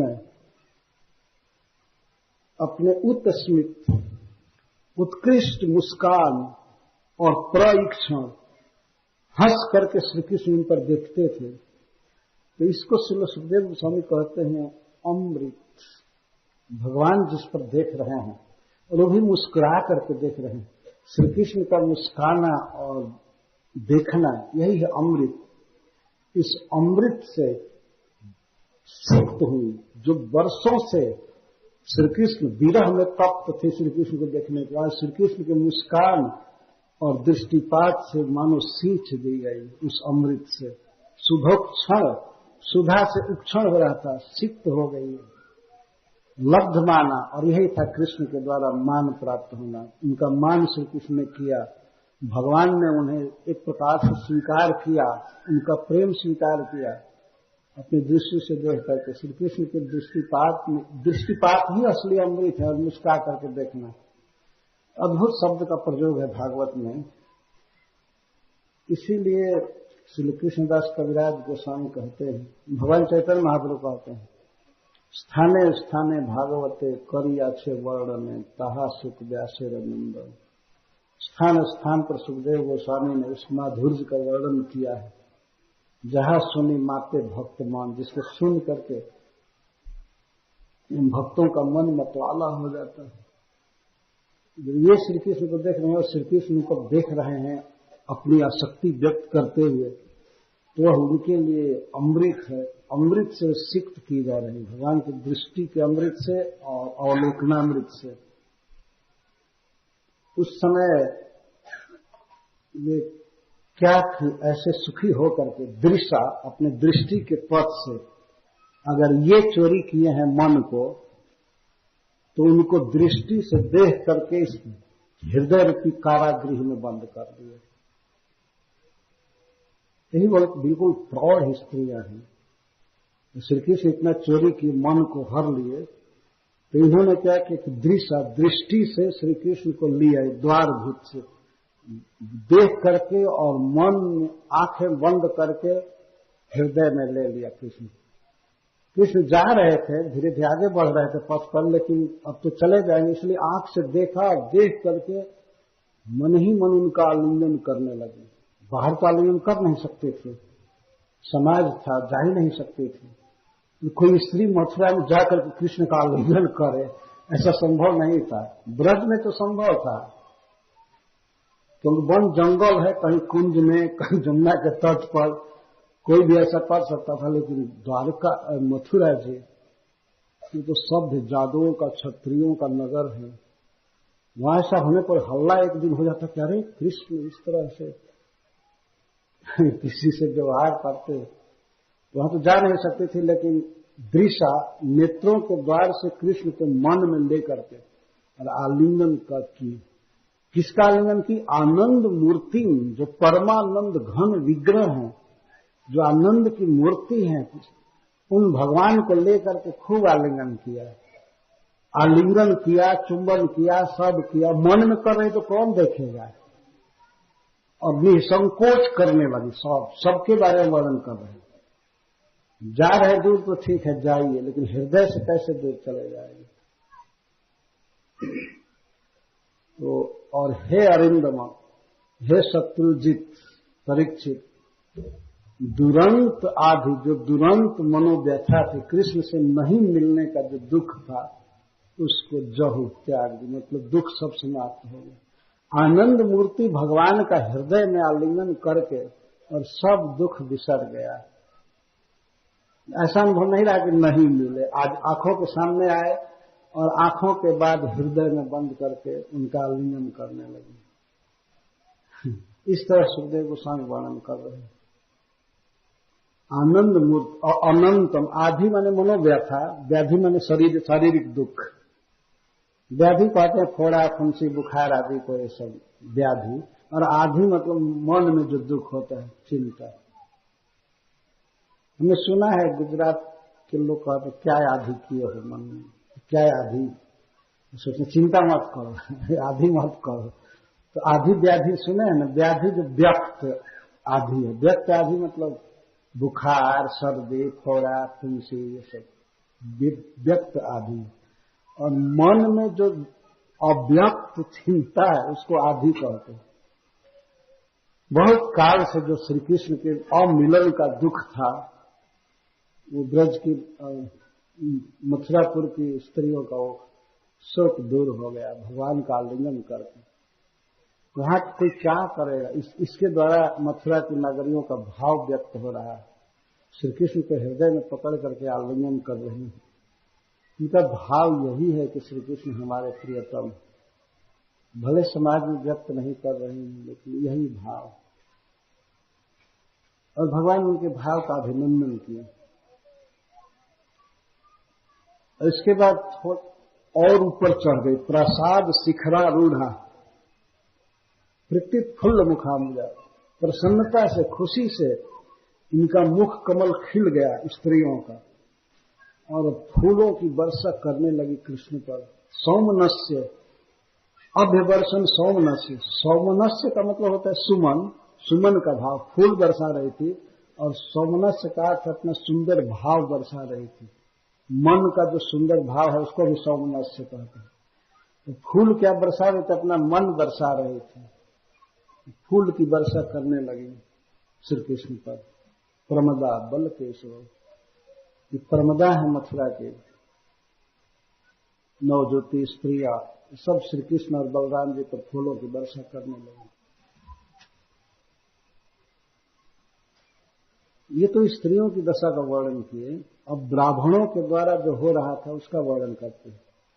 ब्राह्मण मथुरा के जहां तहां मंगल की सामग्री लेकर के, दही अक्षत, दही और अक्षत लेकर के, शुद्ध पात्र जल से भरा हुआ बर्तन लेकर के, तथा स्रग, मालाएं, सुगंध और अनेक प्रकार के उपहार, मिठाई और क्या क्या दे करके दोनों भाइयों का अर्चन करने लगे। मतलब मंगल ध्वनि कर रहे, वेदों से मंगलम भवतु, मंगलम भगवान विष्णु, मंगलम गरुणध्वज, गरुण ध्वज तुम्हारा मंगल करें, भगवान नारायण मंगल करें, यही मूल नारायण है। लेकिन ब्राह्मण बड़े स्नेह से आशीर्वाद दे रहे थे श्री कृष्ण बलराम को, और भेंट की सामग्री भी दे रहे थे। स्रग गंध, चंदन लगा रहे थे जहां तहां, और अनेक प्रकार के चंदन का लेप लगा रहे थे, और अक्षत से, चावल जो टूटा हुआ नहीं था उससे आशीर्वाद दे रहे थे, स्वस्ति वाचन कर रहे थे, और मालाएं अर्पण कर रहे थे, धूप दीप दे रहे थे, अभ्युपाय में, मिष्टान आदि में, फल आदि में, कोई कोई मिष्टान ला रहे थे ब्राह्मण, कोई फल ला रहे थे, सभी लोग सम्मान कर रहे थे। अब धनी लोगों के द्वारा किए हुए सम्मान का वर्णन भी है इसमें, खास करके वैश्यों की स्त्रियां भगवान को किस तरह से सम्मानित कर रही हैं, इसका वर्णन आगे आएगा। ये ब्राह्मणों का वर्णन सुखदेव गोस्वामी करते हैं कि मालाओं से, फूल से, चंदन के लेप से, धूप से, गंध से अर्चन कर रहे थे, स्वस्ति वाचन आदि कर रहे थे। एवं स्त्री पुरुषाणाम सर्वेशम प्रमोद मुक्त्वा तत्व च प्रायो रूप दर्शनम व कारणम की बोध्यम तन्महात्म्यम तात्पर्य आह उचुरीति। तो इतने ब्राह्मण भगवान का सम्मान कर रहे थे, सब आकर्षित थे, स्त्री हो पुरुष हो कोई हो, तो मुख्य कारण था रूप दर्शन। श्री कृष्ण को देख करके सब उनके प्रति न्यौछावर हो रहे थे। तो इसीलिए श्रील सुखदेव गोस्वामी कहते हैं कि मथुरापुर के जो लोग अथवा लुगाई समझिए हैं, मथुरापुर की स्त्रियां आपस में एक बात बोल रही थी, उस बात का केंद्र था, ये कहती हैं ऊंचु पौरा अहो गोप्य स्तमः किम चरण महत या हेतावनुपश्यंती नरलोक महोत्सव। अहो गोपियों का कितना बड़ा भाग्य है जो इन दोनों पुरुषों को निरंतर देखती रहती हैं। उन्होंने क्या महत तपह आचरण, कौन सा सुकृत किया था गोपियों ने, ये देखती रहती हैं। इसका अर्थ है कि मथुरा की स्त्रियां ये सोच रही हैं कि ये तो केवल एक दिन के लिए यहाँ आए हैं, फिर अपने घर चले जाएंगे, वृंदावन चले जाएंगे, ब्रज में चले जाएंगे। अगर वहीं जन्म हुआ होता, अगर ब्रज में जन्म हुआ होता तो इनको हम निरंतर देखते। आखिर ये शहर घूम करके एक दो दिन में चले जाएंगे। गोपियों ने क्या तप किया था। इस वाक्य से श्रीपाद सनातन गोस्वामी जी कहते हैं कि पौरा का अर्थ है पूर्वाश्रयी स्त्रियां, क्योंकि गोपियों की ही चर्चा कर रही हैं। अगर पुरुष चर्चा किए होंगे तो दूसरे दूसरे दूसरे दूसरे कारण भी रखते हैं, दूसरे की भी चर्चा करते, लेकिन स्त्रियों गोपियों की ही चर्चा हो रही कि अहो गोपियों ने कौन सुकृत किया, कौन पुण्य किया, कौन दान दिया, जो निरंतर इन दोनों पुरुषों को देखा करती हैं, कृष्ण बलराम को देखा करती हैं। कौन तप किया? तो अगर पता लग जाए कि इस तप को करने से कृष्ण बलराम मिलेंगे तो हम भी वही तप करते हैं। या पता लगाओ कि कौन तप किया था, तो किसी ज्योतिषी से पूछो कई कई जन्मों में गोपियों ने क्या तप किया था।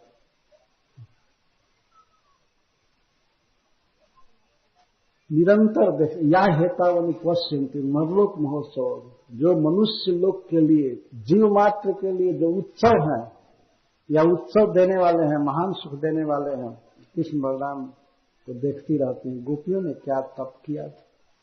भागवत में अनेक जगह पर चर्चा है कि गोपियों ने कौन सा तप किया था, और गोपियां बांसुरी के तप की खोज में हैं, इस वेणु ने कौन तप किया था।